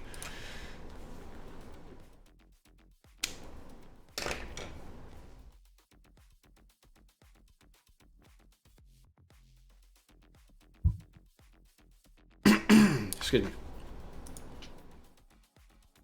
Well, this is a real unfortunate turn of events for Noxus and the XOZ lineup, because they were doing so well, and we had been talking about them potentially getting this bronze place medal, and to have it happen like this, where they have an unfortunate something that happened that led to miscommunication among the team, the roster in game, that led to their downfall. But kudos to Bit Iliad for continuing on and playing, very sportsmanlike, and they were able to get themselves a win. And this is, we'll see how things turn out. If XOZ really has it in them and they really want to come back, then they're just going to play the rest of the series and end up winning it.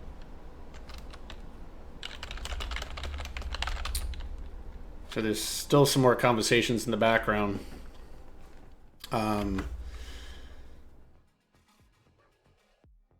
So it looks like we're double checking still.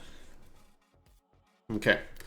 So I think, okay, so I'm being told, yeah, okay, so further conversation, man, this conversation bounced back and forth. So what we're going to do actually is we're going to be replaying the match, but let's get this one through first. We'll go back to Moon after this match. Let's get this played through. We're already logged in here.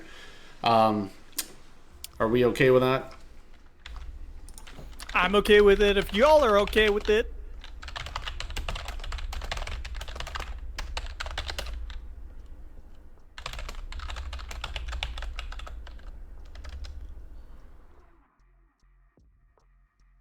All right, very good. Woody may have stepped away for a bit, but it looks like all players are in and ready to go for this third match between XOZ and Bit Iliad. Okay, I'm just going to look I like how Geronium in Twitch chat is saying, Back in my day, the teams would just agree to a replay.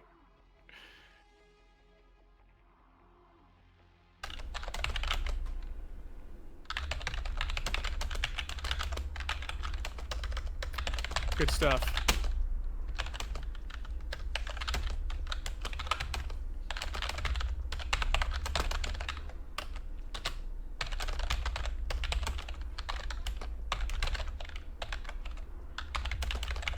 So while we're waiting here still to get playing, guys, let's go ahead and talk about XOZ and some of their players. Obviously, Master is a very new player, so we don't have any information on him. Maverick, I don't know if he's on here either. But let's see if Casey is. Casey's new too. Man, there's so many new players on XOZ. Casey's new. Agris is the only one I see here on the previous stats from last week. And it looks like Agris's points per game are 0.60. So in 10 games, he has scored 6 goals, which is not bad. Previously, before that, Noxus, who is the captain, but not playing due to the bans, Noxus is sitting at 0.5 goals per game. What's going on, my good man? So we're gonna play. News, so we're gonna consider this game 2. We're gonna play it out. Well, actually, yeah, this is game 5, so we're gonna play this map anyway. So we're gonna play this out, and as game 2, we're gonna go back to Moon for game 3, and then move on to the maps if need be for 4 and 5. Excellent. Good news. I'm glad we were able to settle everything, and here we go. Game number 3, everybody. Master game coming in game with 2. a shot. Game 2. This is sorry, game we're 2. In game number 2. This is game 2. Thank you. Game 2, we will be going back to Moon, or is it Snow? Snow, rather, for game number 3 later. But Master B Snow, yeah, gets yeah, himself right, first. Yeah, he gets himself the first goal there, and that was a really good shot. 30 seconds into the match, essentially. Dragonfire picks up the ball from Agris. Maverick. Not able to do too much there. Goku with ball control. Flying sky high. Oh, looking for a shot. Great toss, but a little short. Yep. Maverick's in bot lane now. Healthy as a horse. Captain Suzy grabs the ball away from him. That was a good interception. Agris with shields available get destroyed. Looking for another shot, but Captain Suzy is there again. Drops a drone to cover her trail. And kablamo, Captain Suzy gets the first score for Bit Iliad, tying it up 1-1.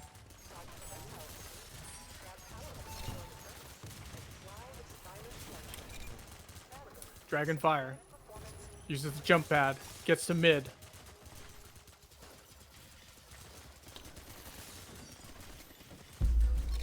Will we have anybody grabbing it? Maverick finally does.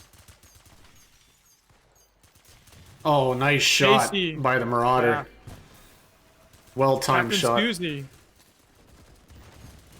Oh, there. Oh, that would have been a good goal, but Master B with a great stop to that, with a massive toss, and nearly goes in just by a hair. Oh, Agris picks it up and scores it for a good goal, taking it 2-1 with 50 seconds left of this matchup. I'll tell you what, Woody, the ragdoll physics in this game are so funny because you just see the Yumiko body after the ball explodes just fly across the map. And there you go, XOZ, they've got something to prove. 3-1 in this match, considered game number 2. Absolutely. So, 3-1 from District, and like we said, we are going to go back into the Snow into the snow base map. To replay that. We had the guys review it, and it did show Casey sitting there for a solid 15 seconds, not doing anything, which is pretty much says that he's disconnected and not unable to play. So it's exactly what happened. We're going to redo that map. So let's get this going. good to hear we got everything sorted out on the back end with production with both the teams. So Yeah, it's gonna be good stuff. We're gonna get some good fair gameplay. Yeah, it's like we went back in time or something. Oh man, there's a song like "Back in Time" from Back to the Future. Yeah, that's right. I was thinking about that too a little bit. Yeah. So we got Bambi. That's just been a bit tossing machine over here. Tossing more bits our way. I don't even know how much we're at now with him. Just a big shout out to Rafael Delala for the follow. And then then Bambi gave us some more bits. We are one follow away from 200, folks. If you haven't had the opportunity to follow us, be that 200. It'll be amazing. So please, let's see it happen. Also, we do have the invitational donations. $1,300 is we've just crested that $1,300. Let's make it higher, ladies and gentlemen. Let's get it done. Much love to the Armajet community in chat. I see some people that I know and I miss. Laura B, want to say hi to you. I know I got your name wrong last time. We were giving you a shout out. So much love. So this is considered game number 3, ladies and gents. XOZ versus Bit Odyssey.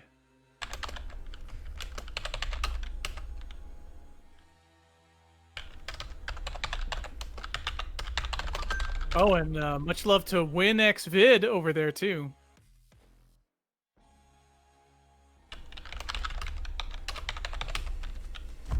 Still missing one person from Bit Iliad to get in game.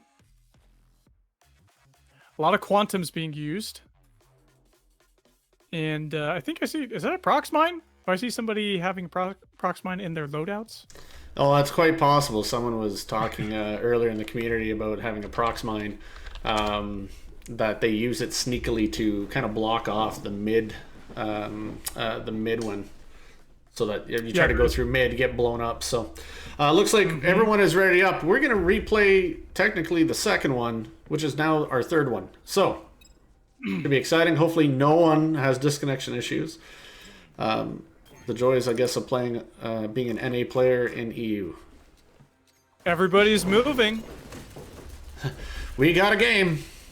We got a game, ladies and gents, Anderson Krugers. Captain Susie with the ball, looking for a hole, right. and not dropped it in mid. Yep. And 15 seconds. 15 seconds is over, so no disconnects. That's too bad. Goku drops the ball away from their goal. Captain Susie with shields available. They get shattered. Jigglypuff deciding whether or not to grab the ball. Probably ran out of jetpack fuel there. Master looking for a kill. Gets one with his Dominion in mid. Ball is dropped. Maverick very healthy, but 3v1 can't pull off a position to the goal.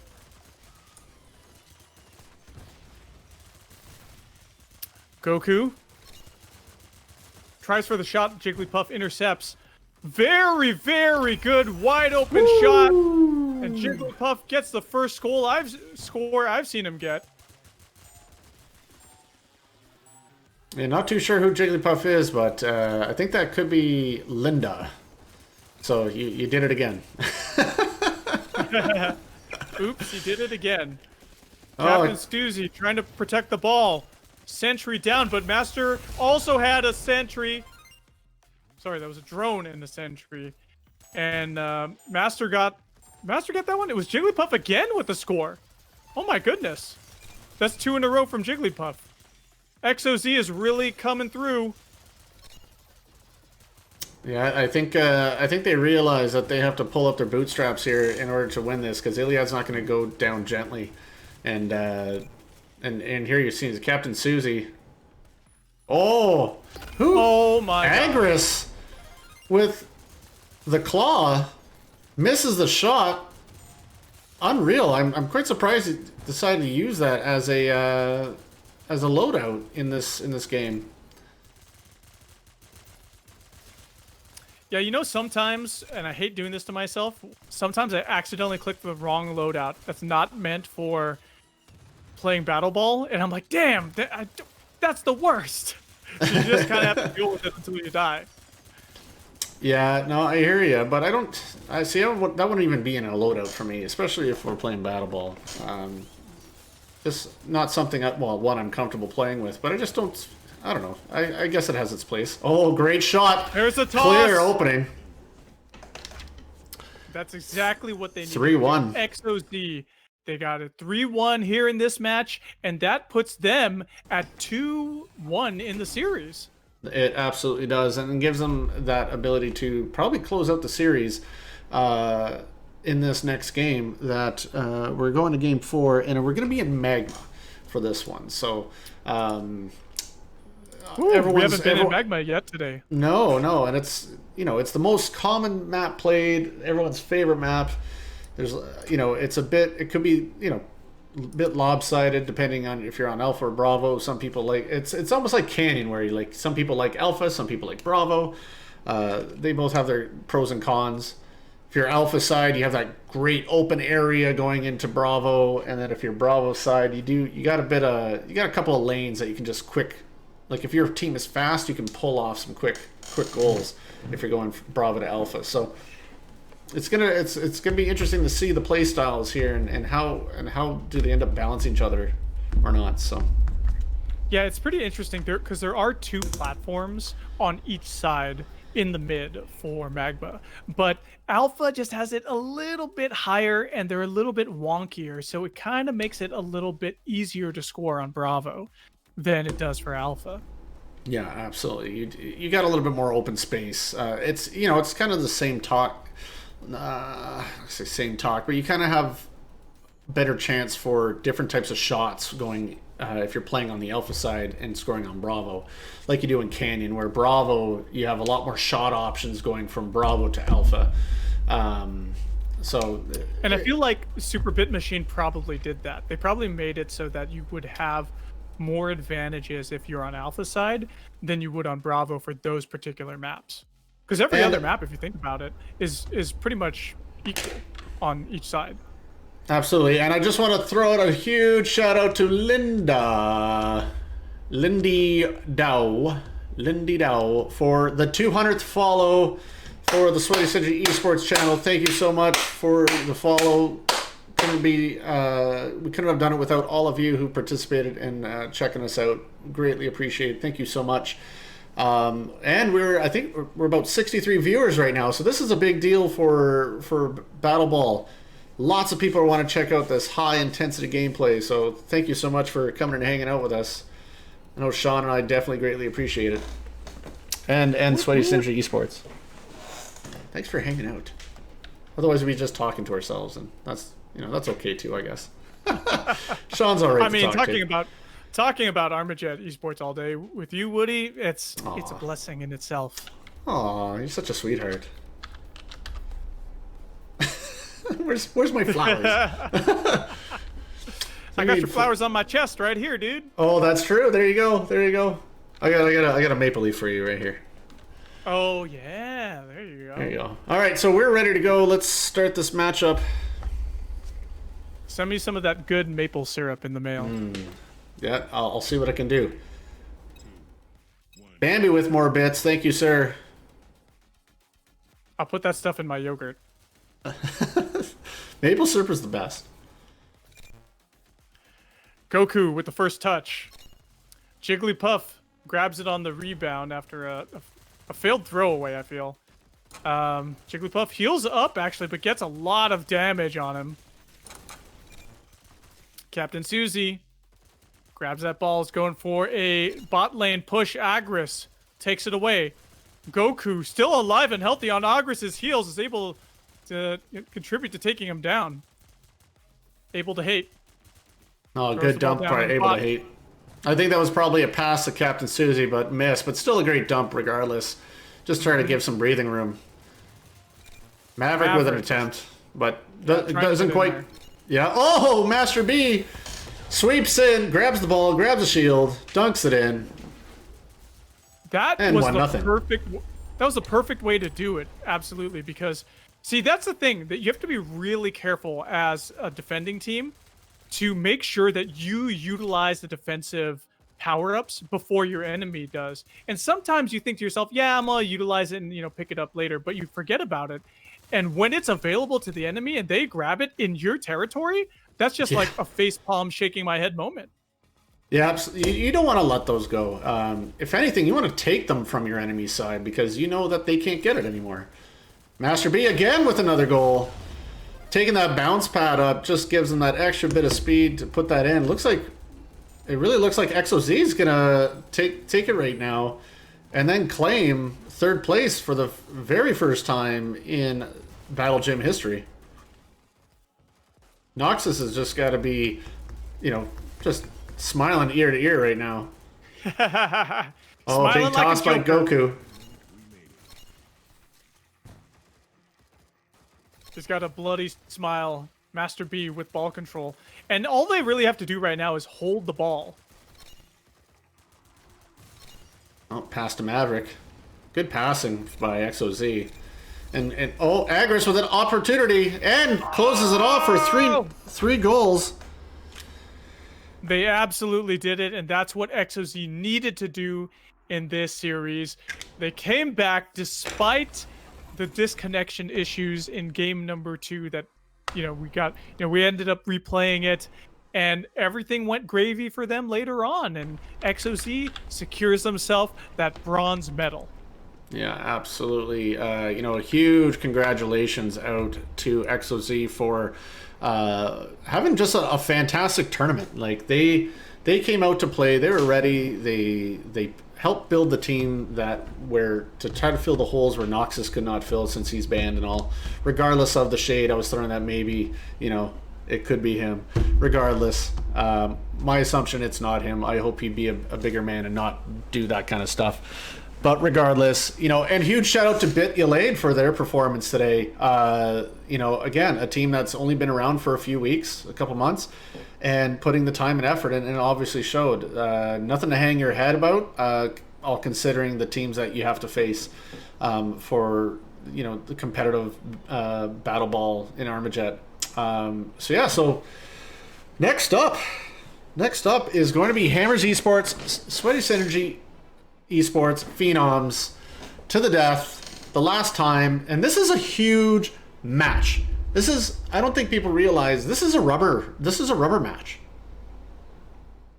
This is literally a rubber match right now because they've both taken 2 games from each other in the past. So this is a rubber match for Phenoms and Hammers Esports. So it's gonna be very interesting. I'm confused. When you say rubber match, is that a Canadian term?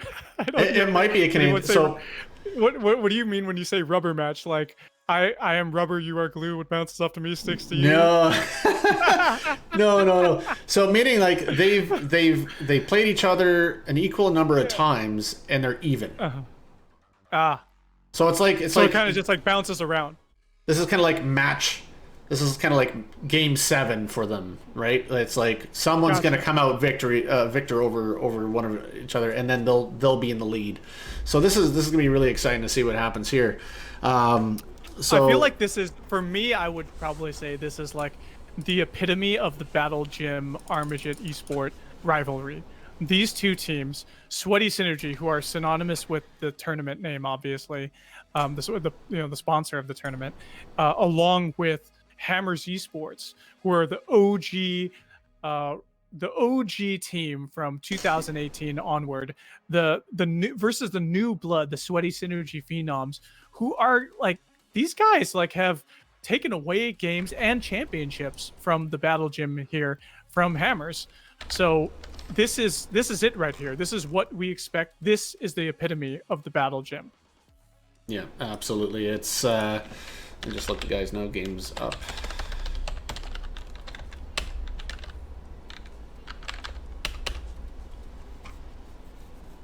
Yeah, no, this is such a great way to end the Battle Gym.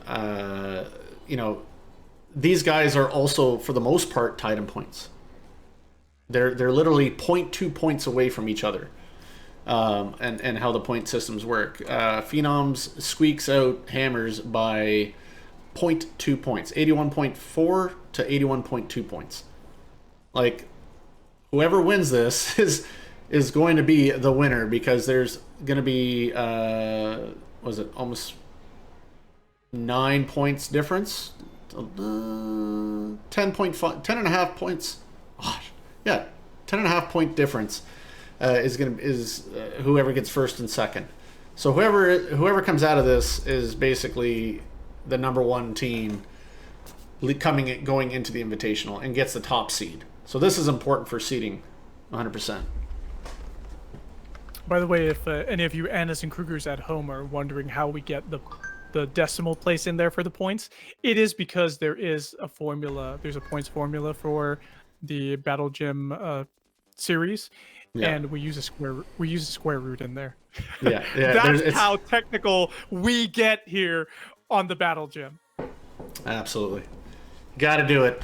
And I can just quickly, while we wait for Resin to get on, it looks like they're going to play Haskell, Resin, Lucas, Elsif for Hammers, and we have Andy, Aimless Andy, Dracosan, Faye, and Pilot in the matchup.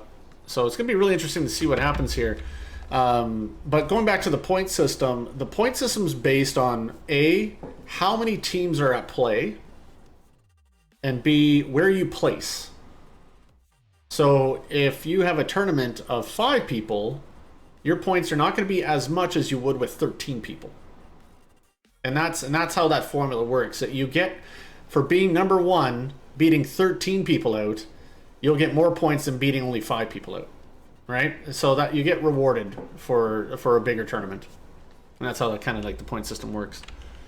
So we're just waiting for one more. All right, so we're ready. Lucas is ready, just waiting for Phenoms to let us know.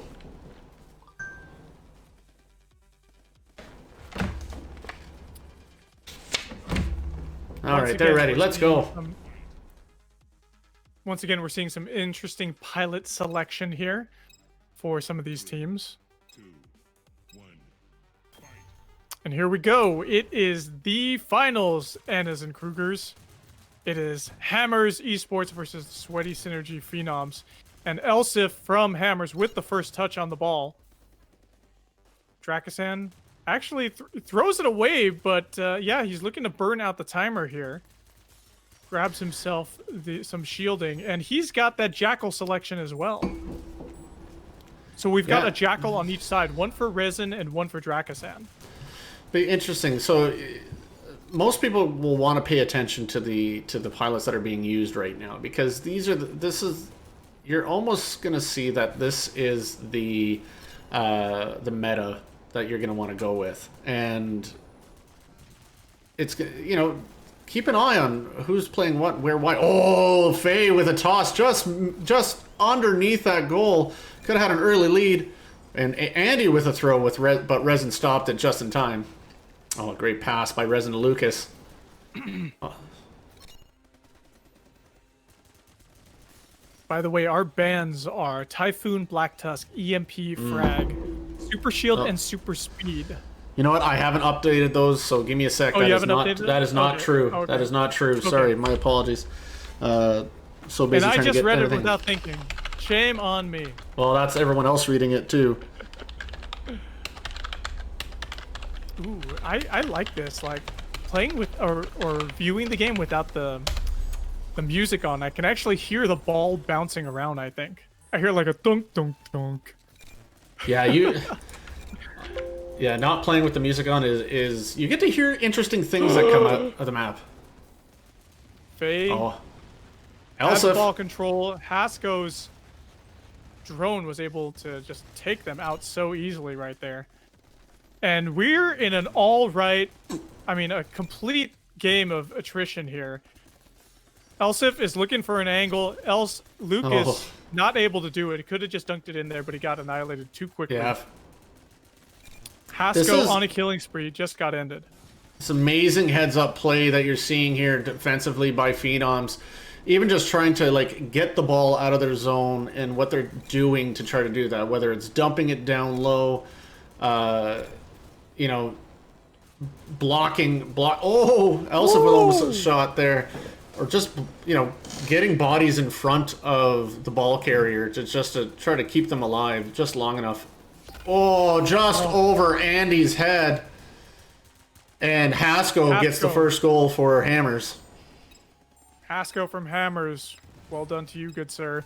And that's another thing that I want to mention here too is that I feel like, oh my goodness, that's it. That's the first. Within the last few seconds, Haskell getting that score allowed Hammers to solidify that game. And I didn't even realize the time had gone that low. But that's what happens when you have an all-out war of attrition like that. And another thing I was mentioning too was that there's a lot of damage rotation going on for these teams. So they're getting hit, they're getting taken down, they're in blinking health bars, they pass the ball. And I feel like that's such a good strategy that I don't get to notice as much with the other teams, because usually I feel like there's like a dedicated ball carrier and there's not as much passing going on. But with these guys, absolutely, we get to see the passing happen, and it's crazy volleys back and forth between Phenoms and Hammers. Yeah, sorry, I was just looking at, there was some chatter going on that just wanted to check out just quickly. Yeah, no, Hammers, in typical Hammers fashion, I don't know if they like to leave a story or not, but this is nothing new from Hammers where, you know, they just keep the pace and then score in the last like 10, 15 seconds or 20 seconds of the match. It's very, very interesting to see that. So, yeah. No, it's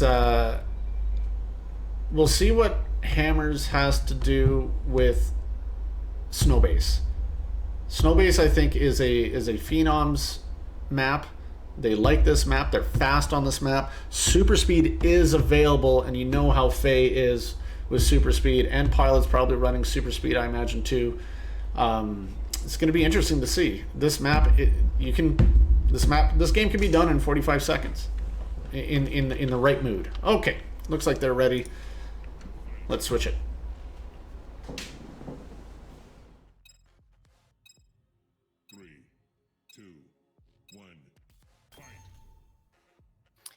Here we go. Game number 2 in the series. This is the finals. First touch goes to Faye. Looking for that mid lane push, but it's a bottleneck, and they get completely destroyed going through it. Elsip with an easy toss, but he misses it, and it was wide open. Could have made something there. Yeah, I think he might have... Oh, there it is. Yep, he was so healthy. Ball control, had the shields on. Easy dunk for Lucas. Yeah, no, I really feel like he rushed that shot, but again, he's completely blind. We had the opportunity to see that there was no one in the zone to stop the ball anyway. Oh, another attempt, and this time he was underneath it. But really, are you really missing the shot? It's kind of a bit of a you see it in hockey a lot, or even lacrosse or of that type of sports where it's kind of a dump and run. You dump the ball into the zone, and then you charge in, try to pick up the ball and score the goal. That's a typical hockey move that happens all the time. Oh, aimless Andy with an open net. Ties it up, 1-1, with 1 minute and 40 seconds left of the matchup. Hammer's leading the series of 1-0 right now. Faye, quick shot! Andy.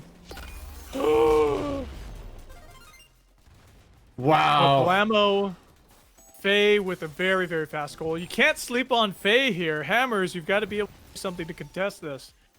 Now the pressure is on them. Aimless Andy also dropped a very instrumental drone into the Hammers base, and that may have had something to do with clearing out near the goal. Oh, that's quite possible. Oh, it's Spiral by himself. Ties it up. That guy, yeah, he had a blinking health bar too, and he was still untouched and was able to get in there and dunk it. Elsif drops a sentry into bot lane. Aimless Andy wide open, but Lucas is there to contest. Andy throws an EMP after throwing that ball just to kind of slow those guys down and try to keep the ball in the zone. Like, smart play by Andy. Now here's another chance by Andy here. He needs to cock that ball back and throw it. He does! Ah! The drone doesn't pick up the ball. If Nightmare's drone could do it, and with the Pilot throw finishes it off. Woo! Wow, 3 goals to 2. Yeah, Aimless Andy, Pilot, and Faye all got themselves a goal. 3-2 versus Hammers in the second game. And you said it, Woody, that this is Phenom's map. And they didn't get it easily, but they were able to get it in the end. Mm-hmm. Excuse me, wetting my whistle here. Yeah, absolutely. It's a quick map. You're giving Phenoms the opportunity to have super speed in a quick playing map. That is super dangerous. But it's Hammers. Hammers is a defensive powerhouse, and they can handle that kind of thing. But little mistakes here or perfect placements of sentries here, an EMP there, that could make the difference. And it looked like it did for Phenoms. So, well played by them. The next map we're going to is District, map 3, in Europe this time. I've said it over and over again this entire season, Phenoms and District, it's one of their maps. And we'll see if the Europe server is going to wreak havoc on any of them. I feel like District is, for any team playing in the Battle Gym, District is only Phenoms map. No other team excels in District like the Phenoms does. They're a tough team to beat in this map. Especially now, like, you have to consider that both Faye, Pilot, who are notorious for speed and just movement, have super speed. I was quite surprised that wasn't one of the bans by Hammers. Hammers bans self-heal. And so, of course, you're going to give... Night Raid's not going to ban super speed on them. They need that against the Hammers. They need that speed. They need that movement. So, a little surprised by the ban of what was it again? Self-heal versus super speed. But I guess it's one of those, like, damned if you do, damned if you don't kind of moments. Absolutely. Okay. Looks like we got both teams ready to go. So Night Raid's not in this one. And I can't remember, was Night Raid in the last one? Yes, he was in the last one. He was okay. And using the Dominion. Right. All right, so we got Draco-san now in this one. Let's talk about the bans while we're getting on the first touch. Actually, yeah, Lucas grabs that one for him. Maybe when we have a lull in the action, I'll talk about the bans. But, Faye grabs it right before he was about to respawn. Oh, looking big for high toss. Oh, that was on the money. That was on the money, and there was three Hammers blocking that. Draco-san comes out of nowhere, pulls it off. He's really utilizing that fuel economy as high as he can go. Ooh, nice goal by Elsa, playing off the back wall. It's actually not overly surprising that Draco-san is in this match because it is a Euro server, and Draco-san is the only Euro player on this team right now. So, not a bad idea to throw him in here for that extra. Oh, huge miss for an opportunity. Faye! Wow. Can someone clip that, please? Because that was gorgeous. Please. Yeah, Faye, instead of letting it bounce off the backboard, just didn't even let it happen. Grabbed it, dunked it in there. But we've got Thunderstorm, Havoc bans, Frag, Grenade, Marauders too. Oh, Faye coming in! Another goal by Faye. Wow, holy cow! That was within. That was like a 30-second goal. Oh my god! I'm not even concerned about how quick that was. It was just purely his play in getting that ball to the net. Again, his speed rising above everybody else in this. He's such a dangerous individual. Oh, just missed by Resin. Could have tied this game up. All the Phenoms have to do now for the next minute is just keep pushing like they've been doing or hold the ball. Else, if stopped up by an EMP, not able to progress or push any further. Faye, down very low on health, looking to throw the ball away, grabs the health. This could be an opportunity, but Hasko takes it away. There was 3 Hammers players that are protecting that net, knowing for the fact that Faye was down there with the ball, and well played by them to just kind of keep him at bay. Obviously, a very dangerous individual, and you don't want him having free access to that ball and a quick lane with a bounce pad at the end of it.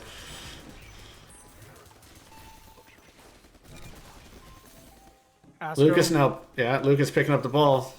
Has an opportunity here. High shot. Oh, Elsif! Comes in with the dunk out of nowhere. Elsif kills off Draco-san, who had the ball with an EMP, and ends up grabbing it and just dunking the ball in to tie up the match here. Now we're in sudden death overtime with Hammers. Oh, I was gonna say had possession. Draco-san with shields, not healthy enough though. Faye picking up the ball. On a blinking health bar, drops it. Oh, here comes Pilot. Looking for the last one. No, he can't do it himself. Resin. Just healed up, just got cut down. Aimless Andy, shields. EMP hits him though, throws it away. Hasko. Oh, you got a 4-on-1 right now. Oh, Resin with the grab. Dunks it in. What an amazing game. Hammers just coming from behind the entire time and cleans it up in overtime with a 3-2 victory. Wow, what a crazy game that was. Huge win for them because it was in their EU server. Massive win for them. Yeah, what amazing plays from Elsif. You know, I feel like there were so many recovery options that he had, and there were times where they failed shots, but he was there to pick it up and finish it off, give it the dunk. And it was because of him that they got that OT score. So Resin, also very instrumental. And congratulations to Hammers moving this series forward. And what is it now? It is now 2. Is it 2-1? 2-1 for Hammers right now. And now we're going to be going into the map choices for the teams. And just to kind of give you guys a heads up of what's coming up for the maps, if we have to go to Game 7, we're going to be playing Temple, Canyon, Magma, then back to District. And that's going to give the edge to Phenoms. But we just saw them look. We just saw them lose. Yeah, and they lost on District. So I feel like maybe this is something where Hammers has kind of figured out the strategy on how to fight against the win strategy, the win conditions that Phenoms has, which is they have to control District, and this time they weren't able to do that. Yeah, no, and I'm just kind of looking for the foresight here, and it would be back in EU, the very similar situation back in EU, if it had to go to a Game 7 situation in District. So obviously Hammers can beat Phenoms in District. It was just proven in EU. That says a lot. It says a lot. Now Hammers, you can't count Hammers out. They've been a long-standing team. They picked up 2 fantastic players in Hasko and Resin. The only difference with Phenoms is the pickup of Draco-san and moving him into that team. So I think if you're going to compare the 2 teams of who had the better upgrade, you can arguably say I think Hammers got the better. Like if you can talk about upgrades, Hammers had the better upgrades. First touch goes to Night Raid, but unfortunately he went down. Pilot was able to pick it up. That's the other thing about using the Dominion is that sure it's light, but the reload is so slow on there, and if you don't get a one-shot, one-kill with it, you're kind of dead in the water sometimes. Oh, Faye with an opportunity with the ball, but low health gets lit up after using that super speed. Kind of the fun Smart thing move. about is that even if he dies, because he didn't get to use his full super speed, he kind of gets it back fairly quickly. It's kind of a fun thing about those ultimates. Pilot with ball control currently just drops it. Ran out of fuel, I think. Elsa He looked a little sluggish there. over to Billy the Kid, and Billy the Kid, a sub for this match, gets the goal. Lucas and Billy the Kid and Inspiral are both in here substituting. Oh, that was an interesting throw. You saw the throw from Faye to Aimless Andy, but it went right through Aimless Andy first, and then he was able to pick it up. It's almost like the game didn't register that Andy was there in the first place.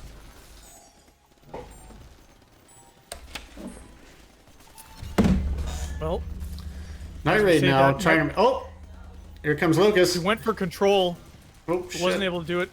Faye responds with his own shot, and it's so close. What a bounce on that ball. Yeah, even the bounce could have made it in there. It was so insanely close.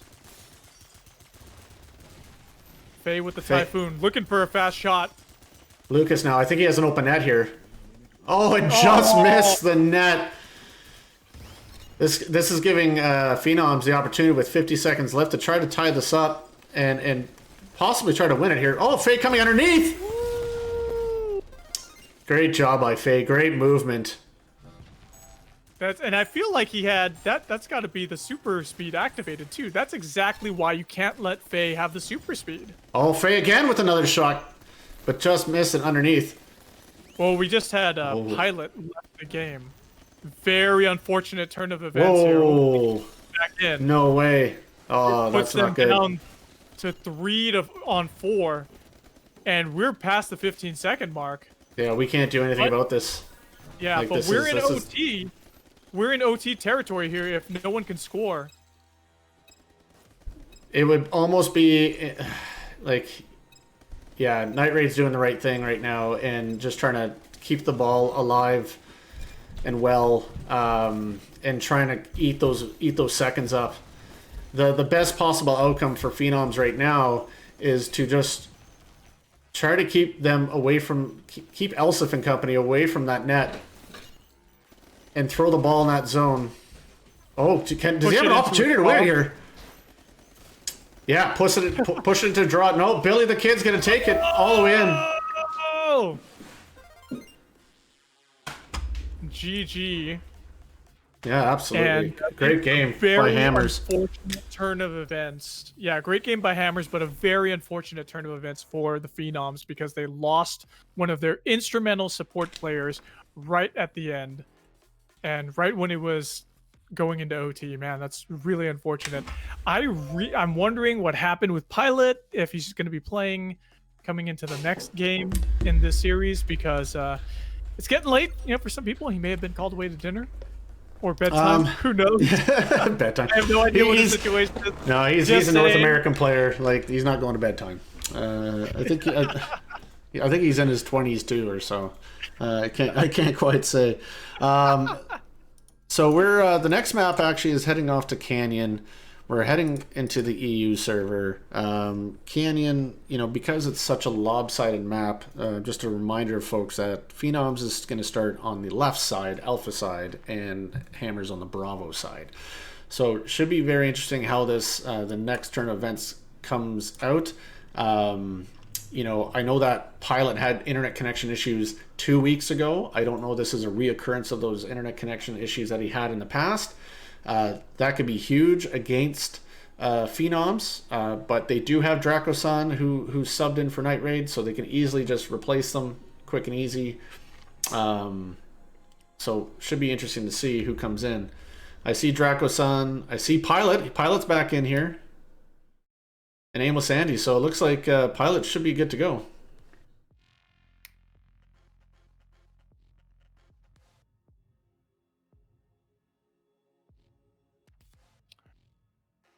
Alrighty. Bambi with more bits cheered. 98 bits just a couple of moments ago. Thank you so much.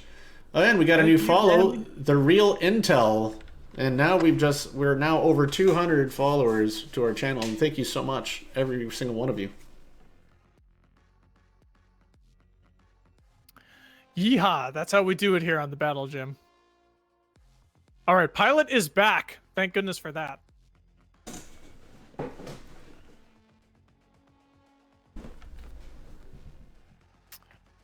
But now we've got hammers up in the series.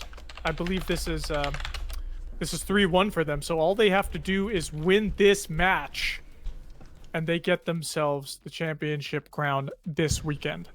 Absolutely, they come out. They get the bragging rights of becoming first place, going into the Invitational, and getting into Group A of the Invitational, where they will face off. I think 8 and 6, potential 8 and 6 seed.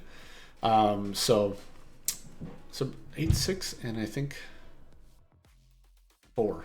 Yeah. In the group. So should be very interesting to see. We're almost ready. Lucas is saying just a moment. Got to probably tie his shoes or something. He needs to strap on his jetpack a little bit tighter. That's the thing I like about Lucas is he's really grown, I feel, as a leader here, one of those OG veteran players in the Armajet community.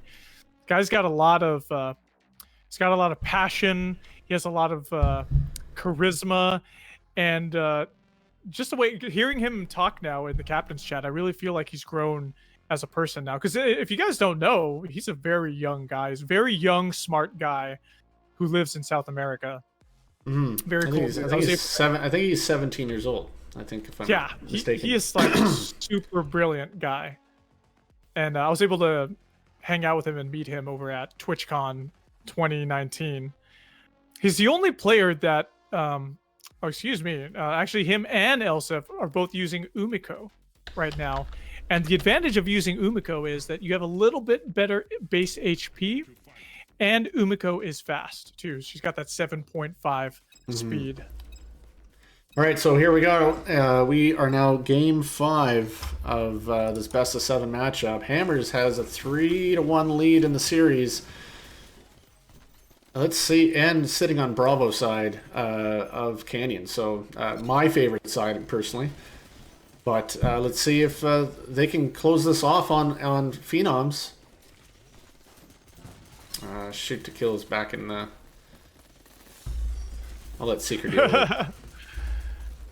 Yeah, it's a bummer when we have spectators come in. Looks like he is out though, thankfully. Thanks to Seeker for doing the refereeing. Yeah, just a friendly reminder to all those is that, if you are a member of a particular team that participates in the Battle Gym and you don't leave, you could potentially ruin their chances in the Battle Gym period. Could cause your team to forfeit or be suspended of the tournament. So watch it on Twitch. You get to hear me and Sean talk about it. Oh, great throw by Elsif. Not able to do it. Faye recovers the ball. Rocket Strike comes down. What an absolute bloodbath this has been so far. I'm just gonna just quickly check. We've got 3 different players got 6 kills apiece already, and we're not even halfway through this game yet. I imagine it's gonna get into the high teens. Well, this is the second time that the ball is respawning during this game. 1 minute, 20 seconds remain in the match. Incendiary grenades have been popped. Oh, Elsif all alone. Oh, no. Oh, wow. What an interesting play by the Phenoms there, passing the ball back and forth. Almost like kind of a playing keep away from Elsif. Resin could have dunked that one. I feel like he could have, but he threw it instead, and it resulted in an interception. Lucas very unhealthy. Yeah, got completely destroyed. Dracosan fills up his shields in bot, but thanks to Elsif drone, was able to cut him down a little bit. Feel like they're gonna. Oh no, they're gonna pick it up. I thought they were gonna let it go. I was wrong. Great dump by Andy.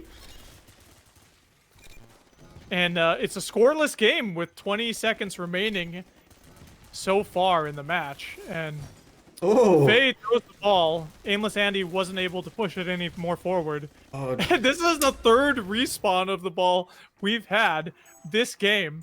And we're going into OT with 0-0 scoreline. Oh, here we go. But what this means now for either team is that all they have to do is just score once, and they win themselves this match. Yeah, it's Aimless Phenoms. Andy coming in. Fade. Oh! With almost with a death goal. They were so healthy, and they still couldn't do it. They need to the get ball's that. coming down. It's completely coming in. Alsif with the toss, just what looked like just a casual toss. Wow, just with a casual toss onto the platform with just enough juice to score that goal. That was incredible. And Faye and Andy almost getting that goal in that zone in Hammer's zone with their deaths even. Incredible way to finish this matchup. This was done. What was the score? 2-1, 2-1 in 5 games. Yeah. Oh, you mean the score for the goals? That Yeah. that Yeah. match, Yeah. I or- think it was 2-1. No, it was 1-0. Then no one Oh, scored. that's right. It was Until 1-0. the very, very end, and it was Yeah. also an OT. I can't believe that happened. That was a complete, like you said, bloodbath. Everybody was just killing each other, fighting over the ball, war of attrition, and it was really the decider if Hammers was going to win or not. Because I feel that if Phenoms pushed it further into the series, they may have been able to come back. But GG well played to Phenoms, and man, the championship this weekend goes to Hammers Esports once again. They left the power vacuum. They left it open last time for FTE Blevy to get themselves the crown, but no longer. Hammers Esports is back, and they are slaying everybody else. Absolutely. It was a phenomenal game by Hammers Esports. You know, it was unfortunate they missed 2 weeks ago the tournament due to rules and whatever situation. But them to come back, especially with these two new guys on their team that we know that who are great players, to come in and play their hearts out and did a phenomenal job. You know, congratulations to Hammers for that, and a great job of Phenoms. It was really unfortunate with Temple where we had Pilot that dropped out due to a connection issue, which gave Hammers obviously that third game. Who knows what could have happened out of that? But hey, that's the way the cookie crumbles sometimes. You get an injury in mid-game or a disconnect in mid-game, and that's just kind of like the way it is. I like that you said injury. Well, you might as well, right? Might as well call it injury. Yeah. So You're being hindered. Oh, absolutely. So I'm just trying to see if... Yeah, here we go. It's just going to get the full results here. So we have Hammers Esports walking away with the victory here. I'm just gonna try to get us the live standing. So please bear with me here while I do so. Yeah, the Supreme rule. I'll go ahead and read it off who we got. The Supreme Champion, Hammers Esports. Worthy Adversary, SSE Phenoms. Hey, maybe next time, XOZ, you guys performed really well this weekend. It's the best we've ever seen them do in the Battle Gym series. Iliad, and I just saw a message from Axe in Twitch chat. Much love to that guy because he was able to perform and lead his team very well to get 4th place, and they are only he just put in Twitch chat, a 5-week-old team, and they were able to perform very well. And you could tell that those guys are putting in their practice, and they're really performing in the Battle Gym here. And of course, we got the 5th place tie for Blevy, Terminus, Odyssey, Inferno, and 9th place goes to the Chiefs Chief Ball Busters, who are also very new. 5 minutes so you can Chief, talk to me. the Chief Baller Division for CBD. SSE Apex Icons, followed by them, and So if I the make dinner High Chiefs. for 30 minutes from now,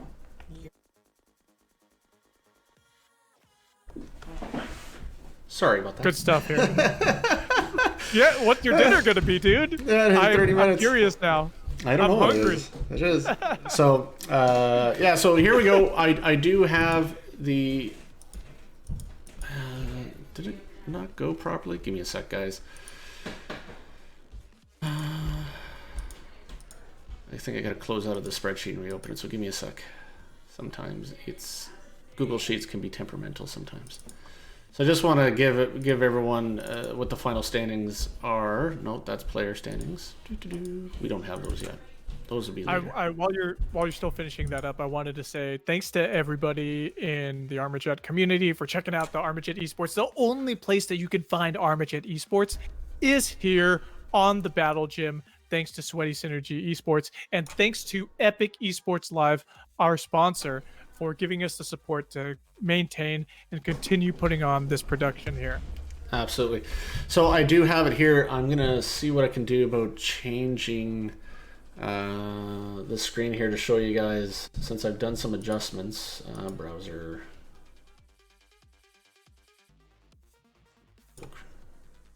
And thanks to you, Woody, for being an amazing host and taking care of all the production on your end, because you're doing the hard work, my good sir. And you're doing everything that I hated doing on the production end as a caster. Running a show is just so difficult when all I want to do is just focus on talking about the game. Oh, 100%. So you're doing an excellent job, dude. Hey, you know what? I just want to put, thank all of you who out there who has stuck with me during the screwed up, not showing the game, not flipping to the game while I'm sitting there talking about it. You guys missing goals a couple of times here and there throughout these 9 battle gyms. I know, and it's gotten better. You know what? I haven't done that in 2 tournaments where I forgot to flip it over, I believe. So 100% no mistakes made, and I'm gonna have to give a shout out to my stream deck. This has made my life a hell of a lot easier. That's like in The Simpsons where they say, "Congratulations to the inanimate carbon rod." Yeah. Let's get a picture of that rod. But here, do you want me to talk about the points and no, who's qualifying? So I'm being told not to announce it just quite yet. Ooh, we got some good stuff to talk about then next time.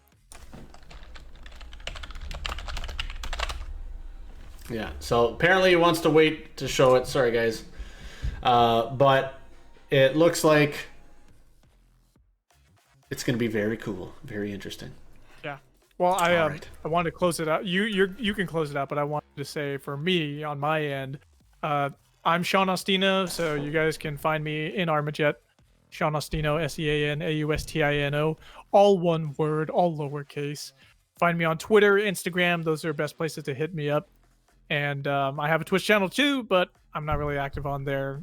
An inactive partner. And where can everybody find you, Woody? So you can find me at W00TY or DY Delta Y _ TTV. That you can find me that on Twitter, but it's Woody7 on Twitch. I've been playing Armajet and Valorant, trying to get better at Valorant, and I got this crazy freaking thing. Come check this out. This is called an Azeron keypad. I'm playing with this massive robotic hand-looking thing. It's got over 20 actuators on it. You can key map to anything. So it's making gameplay really interesting. I'm playing Armajet with it, playing Valorant with it. I tried Fortnite with it. I was just got frustrated, so I just stopped playing Fortnite.